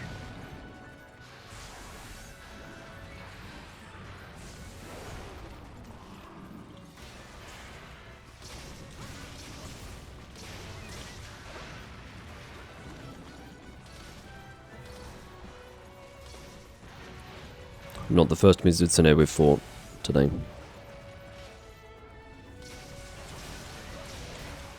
Obviously, the front claws are an elemental weak point, not a raw weak point, but I just find that I'm generally in that spot when I attack him anyway.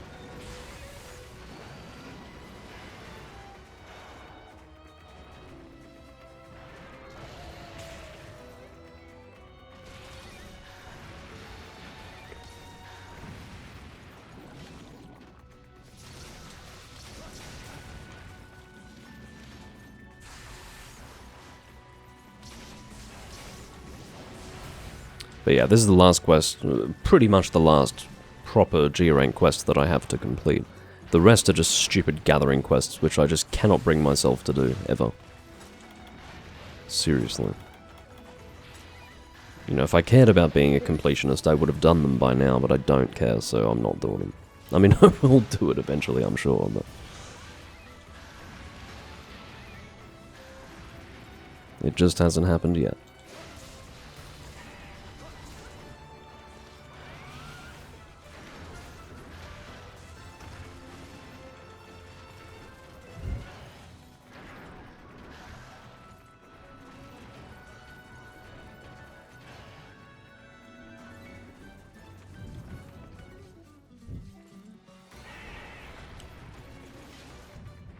Here we go, can get a nice combo out.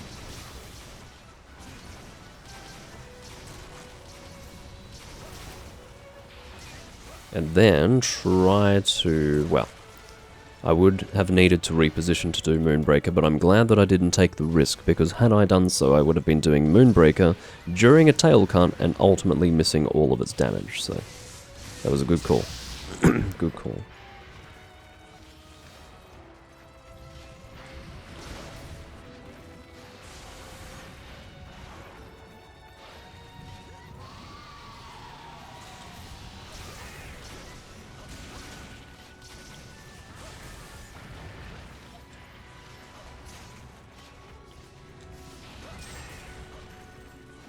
You can see for the most part, especially with this monster, I'm settling for level 2 charges. I think level 3 is a bit greedy. I'm more likely to just do no damage at all if I go for level 3 charges, that's my philosophy. Mizutsune is very mobile. There are moments where he stays still, and in those moments I will take full advantage of that immobility, but... It's another sleep. Oh no, it's dead. Excuse me. I'm so used to seeing a monster sleep from hunting with that cat that I thought it was asleep. And then I realized I'm hunting with a different team. We do not have a sleep cat in our midst.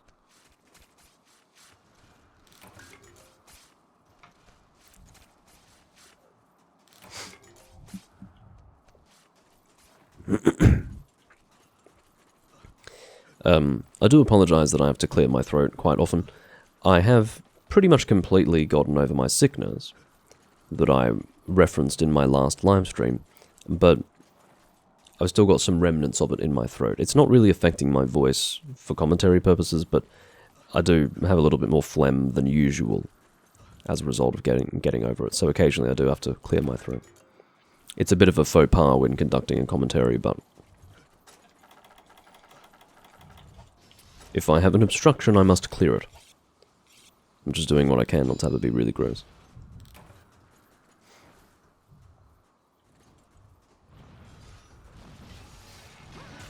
Mr. Astalos, I think I was slightly off target there, but managed to make up for it.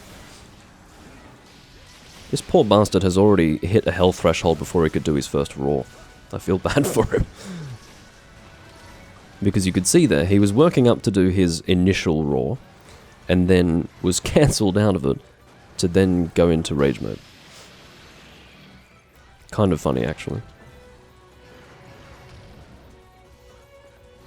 I'm gonna hope someone hits me.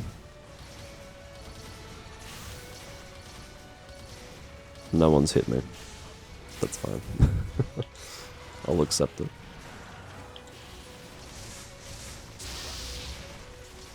Could have positioned my Moonbreaker much better. The point isn't to only get the final hit of Moonbreaker off, it's to get all of the damn hits off. I suspect the final hit is the strongest, but you're missing out on a lot of damage if you're only getting the last one.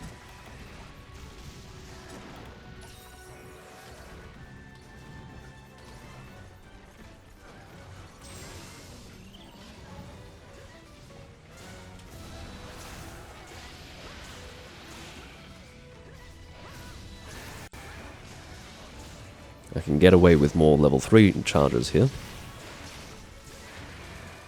Part of the reason why is because when Astalos needs to reposition, he repositions on the spot. He will pivot, rather than just fucking launch himself off in some direction to reposition like Mizutsune does. Or, you know, curl his fucking body so that it's out of my range. The Wrath Skeleton, or the Wyvern Skeleton monsters are much easier to fight with a greatsword, because even when they're changing targets, they stay within range.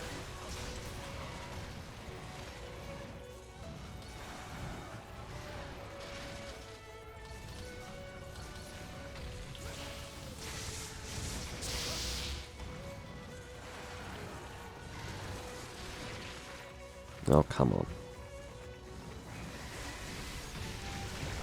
I saw you trying to rescue me there, Beta, but I think we both suffered as a result.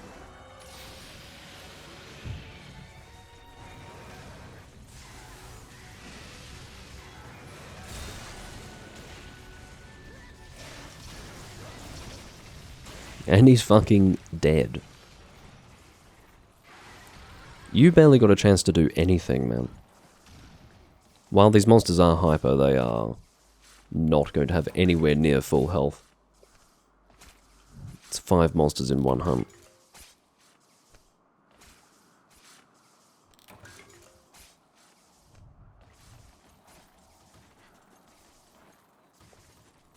Two down, 3 to go.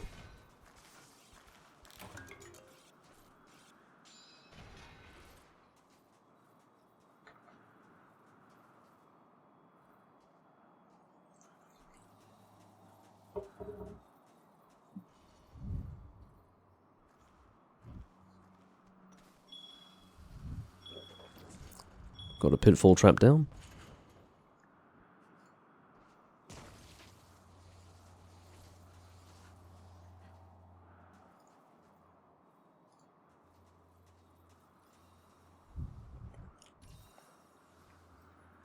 I think the next one's Gammoth, right? Pretty good trap positioning. No risk of it being destroyed by the spawning of the Gammoth, but also nice and close.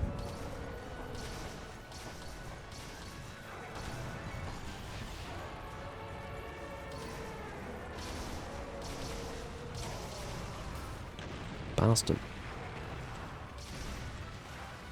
Get in that trap, come on. Don't be shy. I'm surprised that still got me.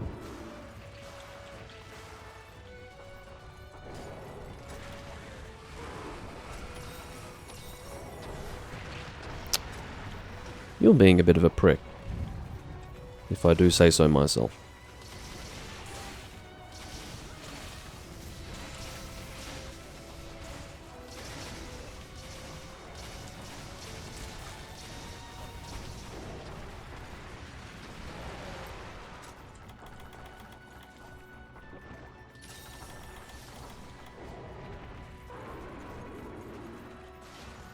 Attack those snow clods.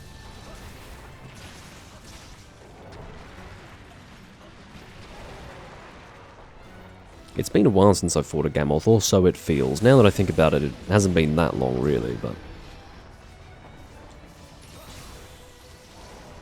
Gammoth feels really big as I fight him here, and I think that's not because this is a particularly large Gammoth, it's because I'm not used to his size. I'm not used to fighting him.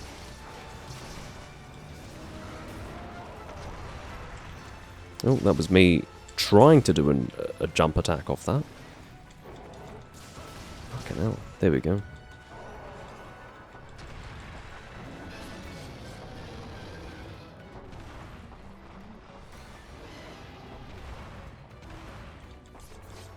It was weird, so the resisting of the mount actually comes much later than the animation that the Gammoth does, which is weird.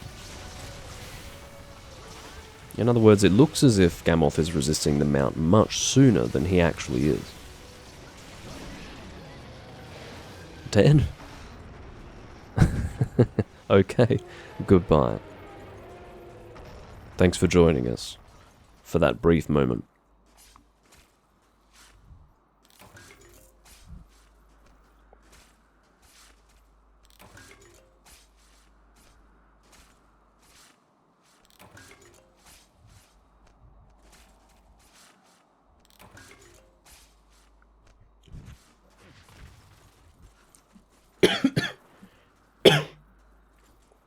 Excuse me.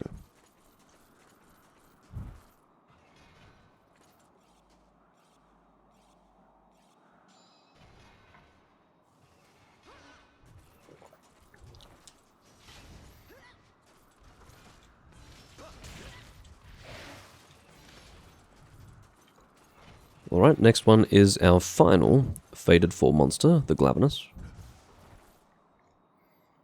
another one of the more mobile monsters. A very athletic monster.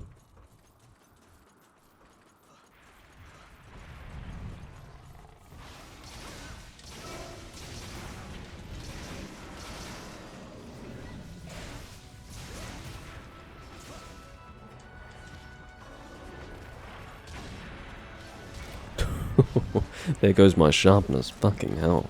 And my stamina. It's a great example of why it's good to have a greatsword that can...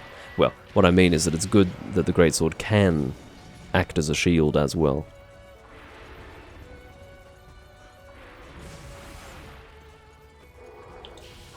Oh! Definitely did not time that well. I don't know if I could have foreseen that, but the result speaks for itself. That was bad. He was there and then he wasn't. And the fact that he wasn't there meant that I could not do any damage with Moonbreaker. Oh my god, that tail. He's definitely quite a monster, isn't he?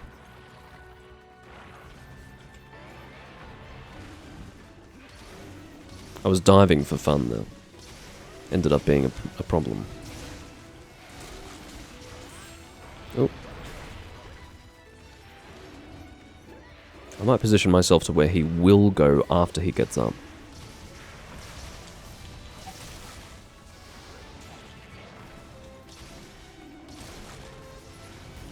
Bit out of range. All of this flinching is making it really hard to get on target, actually. It's a strange complaint, but a valid one nonetheless.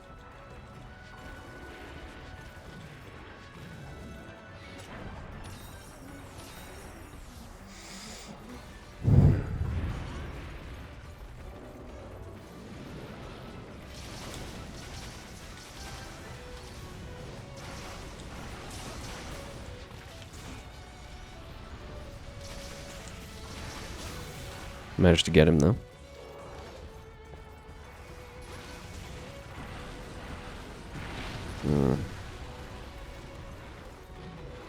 Complacency on my part.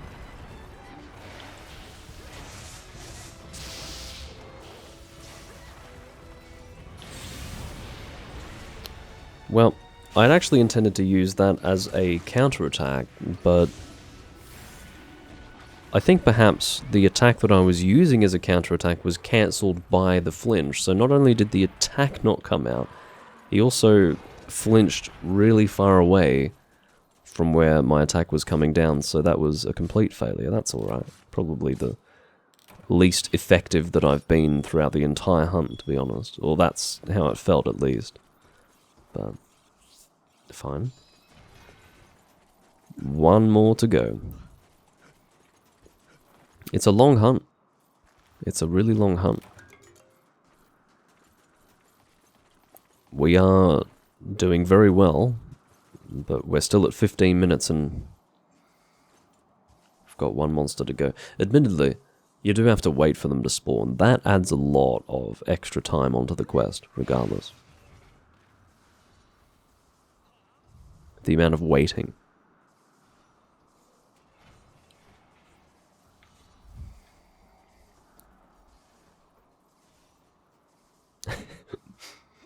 Your counterattack got countered by my attempt to use my Nova as a counterattack.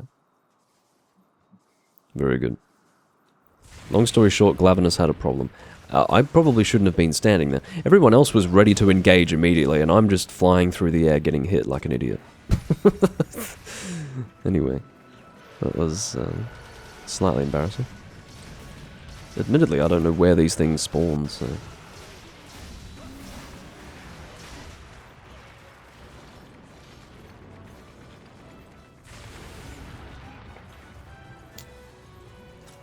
I'm going to stand by this trap and hope that he runs into it. I will sharpen in the meantime.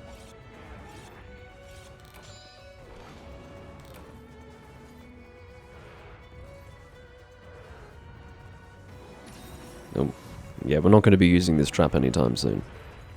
Oh well.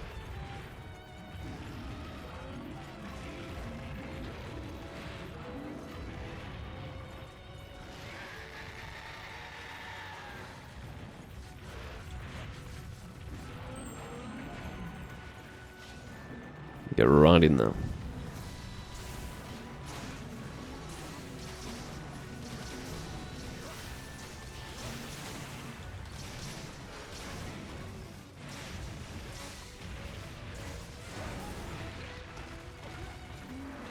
You can see how fast this thing is moving.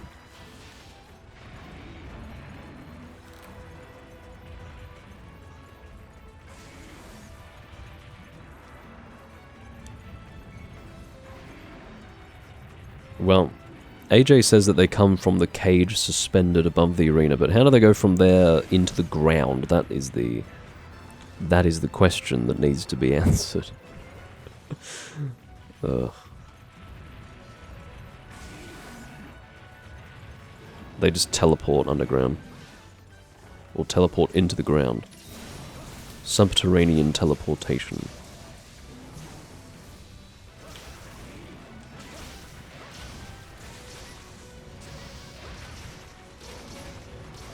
Yeah, Duramboros digs out of the cage.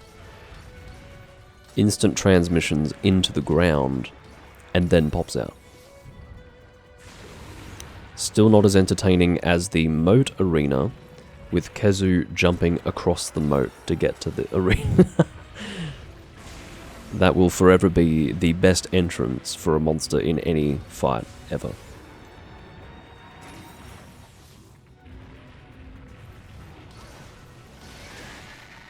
With the exception, perhaps... Oh, there is one exception, and that would be back in Try. And possibly this can be experienced also in 3 Ultimate. But Lagiacrus in the land arena. I think it was called Lords of the Sea and Sky. It was an event quest in Try.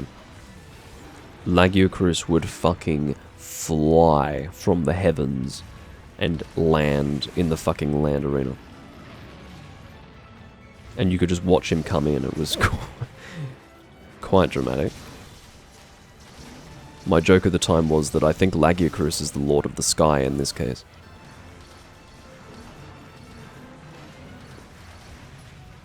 But yeah, if you haven't seen Kezu make that jump, it's quite unbelievable. You may look at Kezu and think that he's not particularly athletic. But actually, he's a master of the long jump. Because he comes from this little hole, right? So the moat arena is, as it's described, it's this little land arena in 2nd Gen, where there's a big ring of water around it. And he comes out of this sort of cave, this hole in the wall, and he has to jump across the moat, which is pretty big. And he just launches himself. Just the appearance of it, the sound of it, it's really funny. It's comedy gold. You can probably even imagine it. He doesn't even get a run-up, that's what I love. No run-up. You know how he walks with his fucking neck going around, and then he comes to a hole, and then... He's airborne for like 3 seconds. Maybe not 3 seconds, maybe 2 seconds, but still. He's airborne for a while. This game is playable solo, but I wouldn't really recommend that you play G-Rank solo. G-Rank solo is always a bit more of a challenge, but yeah. There's a lot of solo content in the game. That's what I would say. You've got an offline village portion, and then you've got an online... Well, it's intended to be played online. You've got a guild quest section of the game, which is meant to be played online. It is scaled for online. Still possible to play offline, just not recommended. And by the time you get to G-Rank at that stage, it's, yeah, really quite brutal.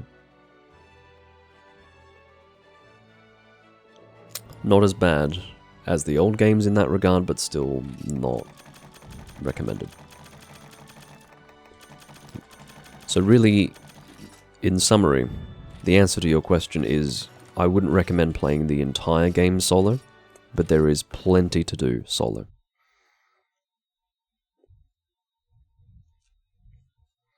Plenty of game content which is intended to be played alone.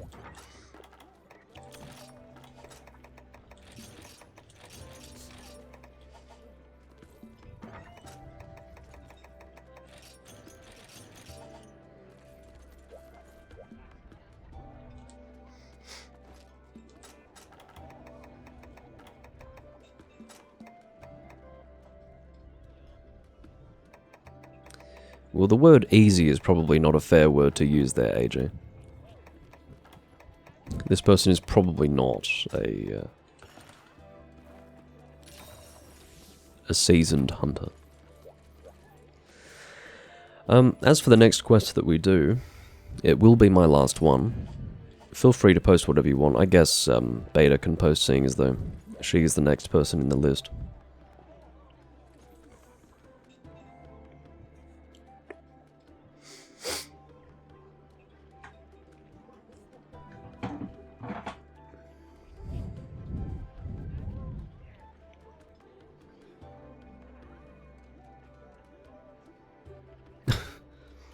Post-event Lao Shanlong. Please don't, actually. I can probably stomach a Lao Shanlong, but not event. Oh my god.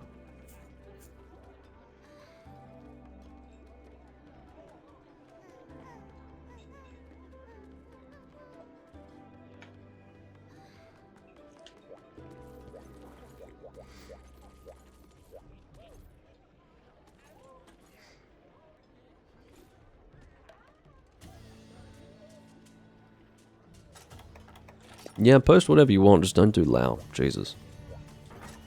Whatever you do.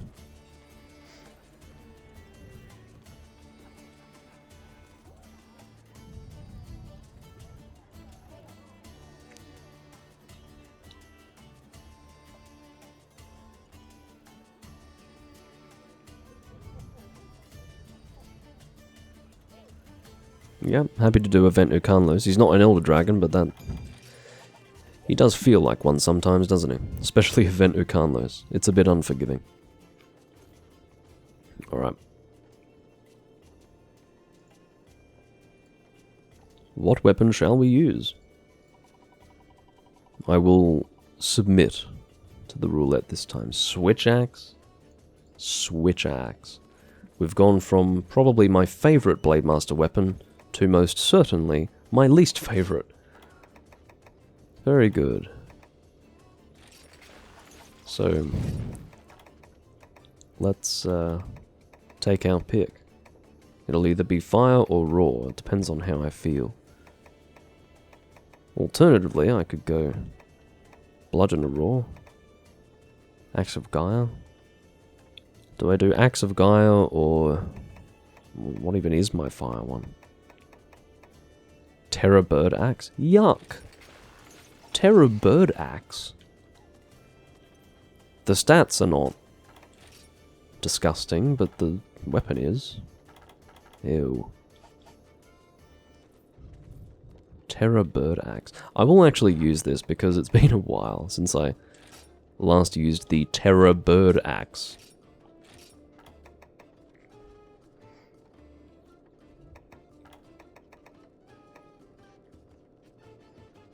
I don't know whether to call it the Terror Bird Axe or Terror Bird Axe. The reason why is because there is actually a prehistoric bird called the Terror Bird. Castornis, I think it's called, or Gastornis. But, yeah. There's not a huge difference in how you would pronounce it. Translash, I think, goes on top of DNR. Is that how I do it? Whatever. Good enough.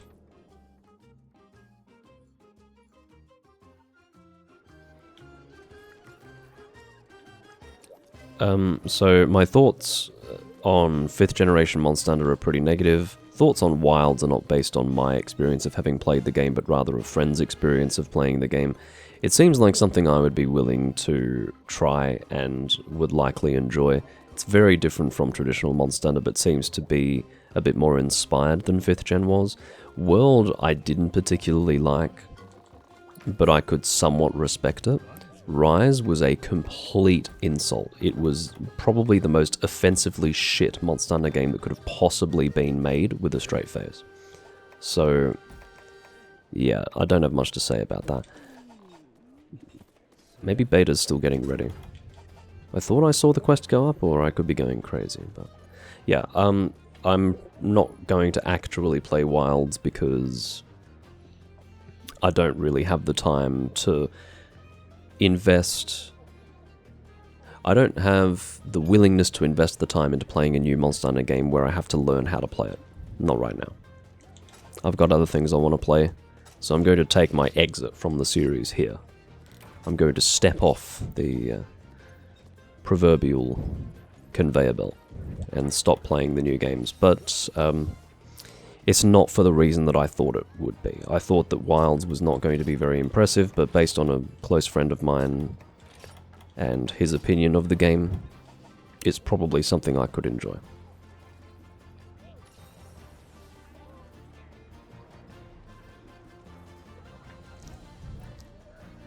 I will definitely continue just playing the older games.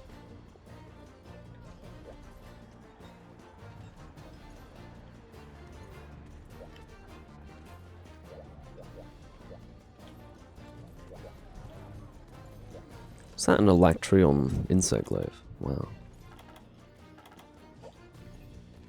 It's weird seeing that. I wonder why they decided to make an Electrion insect glaive, because they were really pig-headed about that in Portable Third.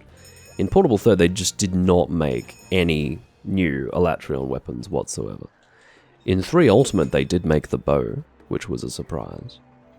But, yeah, of course, Electrion was not in 4 Ultimate, so I think maybe you could trade for Electrion materials in 4 Ultimate, but I don't think the insect glaive was in that game. But in Generations, presumably, they brought the insect glaive in, and it's kind of cool to see it. No one ever uses it. I didn't make it for one reason or another. My dragon insect glaive was always going to be White Fatalis, but Electrion looks cool. Looks very cool. It's nice to see a new Electrion design, is what I would say. Because they just really dropped the ball with that in Portable Third. Just to make it clear, for those who aren't aware, Electrion first appeared in Monster Hunter Tri, which was the first 3rd gen Monster Hunter game. But in Monster Hunter Tri, you didn't have many weapon types available. They decided to only include a pretty small lineup of weapons, considering what had already been in the series at that time, and as a result, Electrion's original weapons were all pretty... like, there was a small number of them. And then in Portable Third, which was basically the 3rd gen game where you got to experience weapon types like Hunting Horn, Dual Blades, Bow, for the first time in 3rd generation, they decided, no, we're not going to actually make any Electrion weapons for those, because fuck you. They didn't mind making Devil Joe Dual Blades, but they didn't want to make fucking Electrion weapons for these new weapon types, or new weapon types. So, yeah, it was really a lost opportunity. I don't know if there's Electrion Dual Blades or Hunting Horn in this game. My guess is not, because I've never seen it. I feel like I would have remembered that.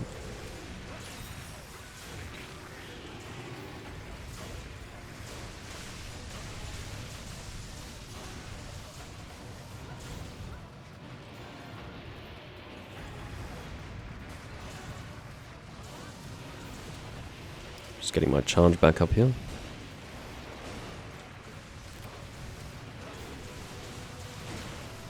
Ooh, not good, not good, not good. You have to be really on top of your health in this fight, because even those really innocuous, slight movements of the monster can lower your health very quickly. An Electrion Charge Blade. I don't think I've seen that either. People don't use Electrion weapons in this game, and I sort of understand why. I'm assuming that the shtick is maximum sharpness, but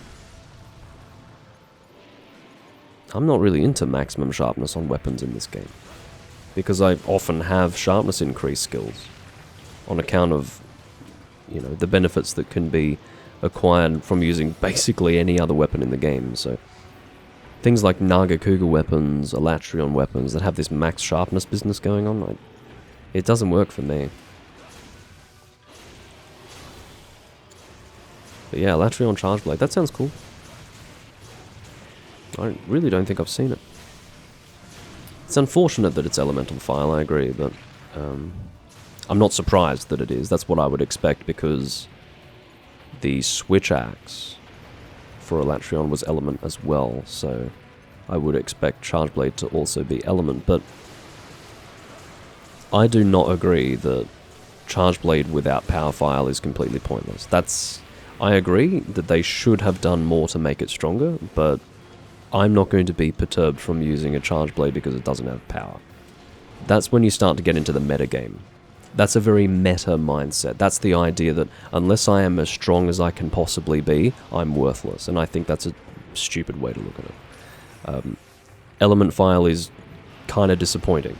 I don't think that there's an argument to be made against that. I'm not trying to claim that that's not true, but yeah, just make a set. Make a set for Charge Blade element, whatever.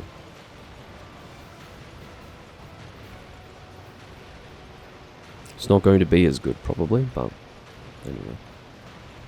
Yeah, I get it. Impact is too good, but again, it's that you shouldn't exclude a whole section of the Charge Blades. You can consider them worse, but well, you just had your biscuits buttered, man. Hope he hasn't disconnected. He stood still for a while there.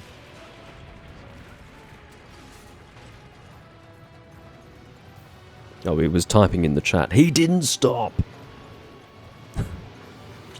That is true, he did continue for a long time. I've not been using my Hunter Arts at all, I should fix that.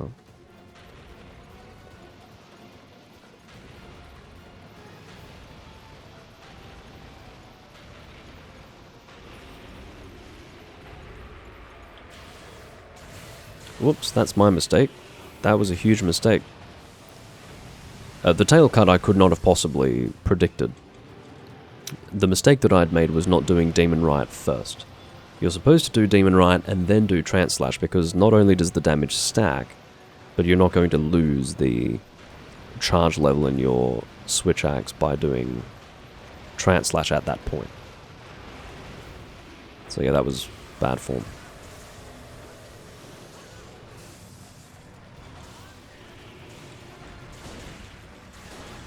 Alright, we're into Trance Slash. No, we're into Demon Riot, excuse me. Maybe I normally do have Demon Riot at the top. Anyway, it doesn't matter. Just deal as much damage as we can while we're here.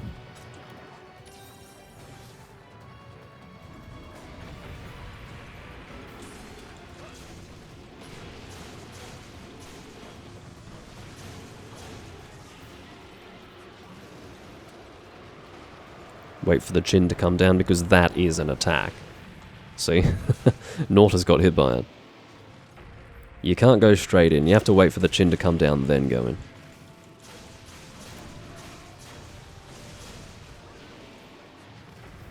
I do need a sharpen, but I've got Demon Riot. What can I say?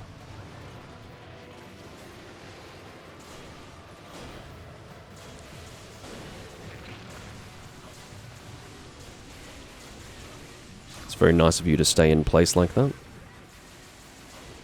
Oh, let's use Trance Slash while I've got Demon Riot in effect. Oh, come on. I'm gonna get hit. I'm stuck in a fucking attack, man. What would you have me do? Ugh. You can't blame me for going for it, though, right at the end of Demon Riot. Maybe you can make the assertion that I was being reckless, but would you really blame me? Oh dear. It's a bit scary.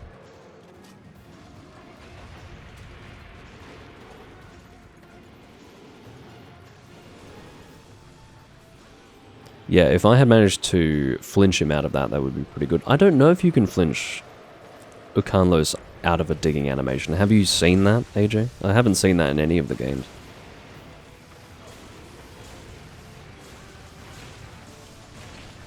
Maybe it's possible. Does he get stuck in the ground for a little while if that happens? I feel like he would, wouldn't he? It'd be kind of cool.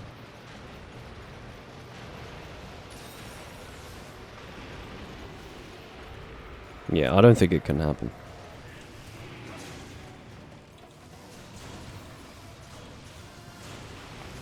I feel like what I'm visualizing is when you, for example, Sonic Bomb and a Cantor before he roars. Maybe, same with this monster, you can probably Sonic Bomb. Can you Sonic Bomb and a Cantor in the ground? I don't think you can. No, I don't know what I'm remembering now. Must be thinking of something else. Anyway.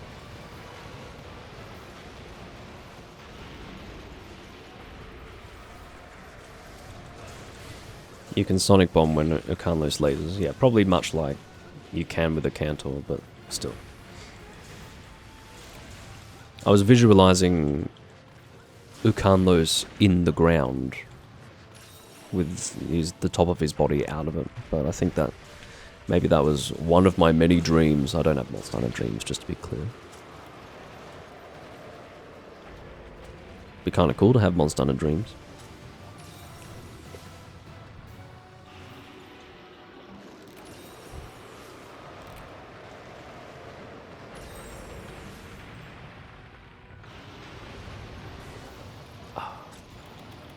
I've got purple sharpness, don't I? Oh, very good.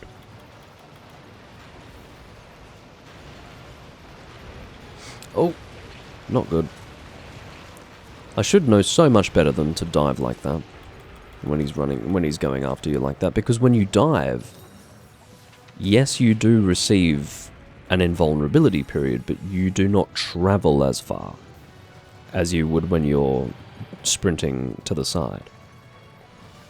And that's when Ukanlos catches you, and that's so well established, and I should know that, but I think it's the instinct. The instinct is to get out of it.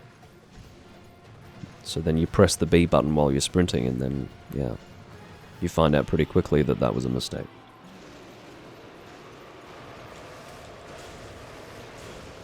Yeah, well, that would be good.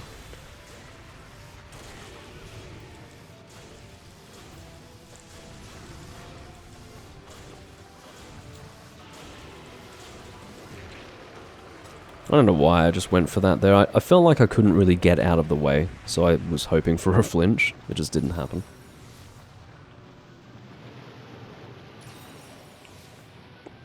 One of the sad things about going to Japan, by the way, recently was that I couldn't even bring myself to go to the Monster Hunter Cafe. I had no desire to go. Because I knew that none of it would be themed to the games that I actually enjoy playing. So, I mean, I went to Akihabara because I'm a big anime fan as well. But, yeah, had absolutely no desire to go to the Monster Hunter Cafe. So I didn't go there. But that's alright. I don't think the Monster Hunter Cafe even existed when I first went to Japan. Probably opened maybe a year later. I didn't know about it at the time though. I wouldn't have gone anyway. I knew about Monster Hunter, but I wasn't playing yet. Because I went to Japan the first time in 2008. And then the first Monster Hunter game that I actually played was Freedom Unite when it came out. But I was aware of Freedom 2 at the time. Just didn't go and pick it up. And it was probably the right decision because Freedom 2, fucking hell. That's a rough game to start with. Anything pre-Freedom Unite is a rough game to start with, but I suppose if you learn to get comfortable with it, it will set you in good stead for whatever comes after.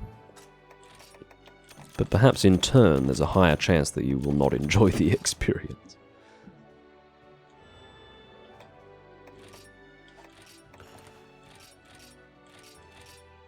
Alright. That is all for this livestream. I hope you all enjoyed. I will probably be playing this game again when you next see me.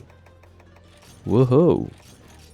I will be walking away. I will keep this game in a box for like 2 or 3 months when I'm finally able to play the old games again. Thanks for joining me, those of you watching, and I will see you next time, probably in this game. Bye-bye for now.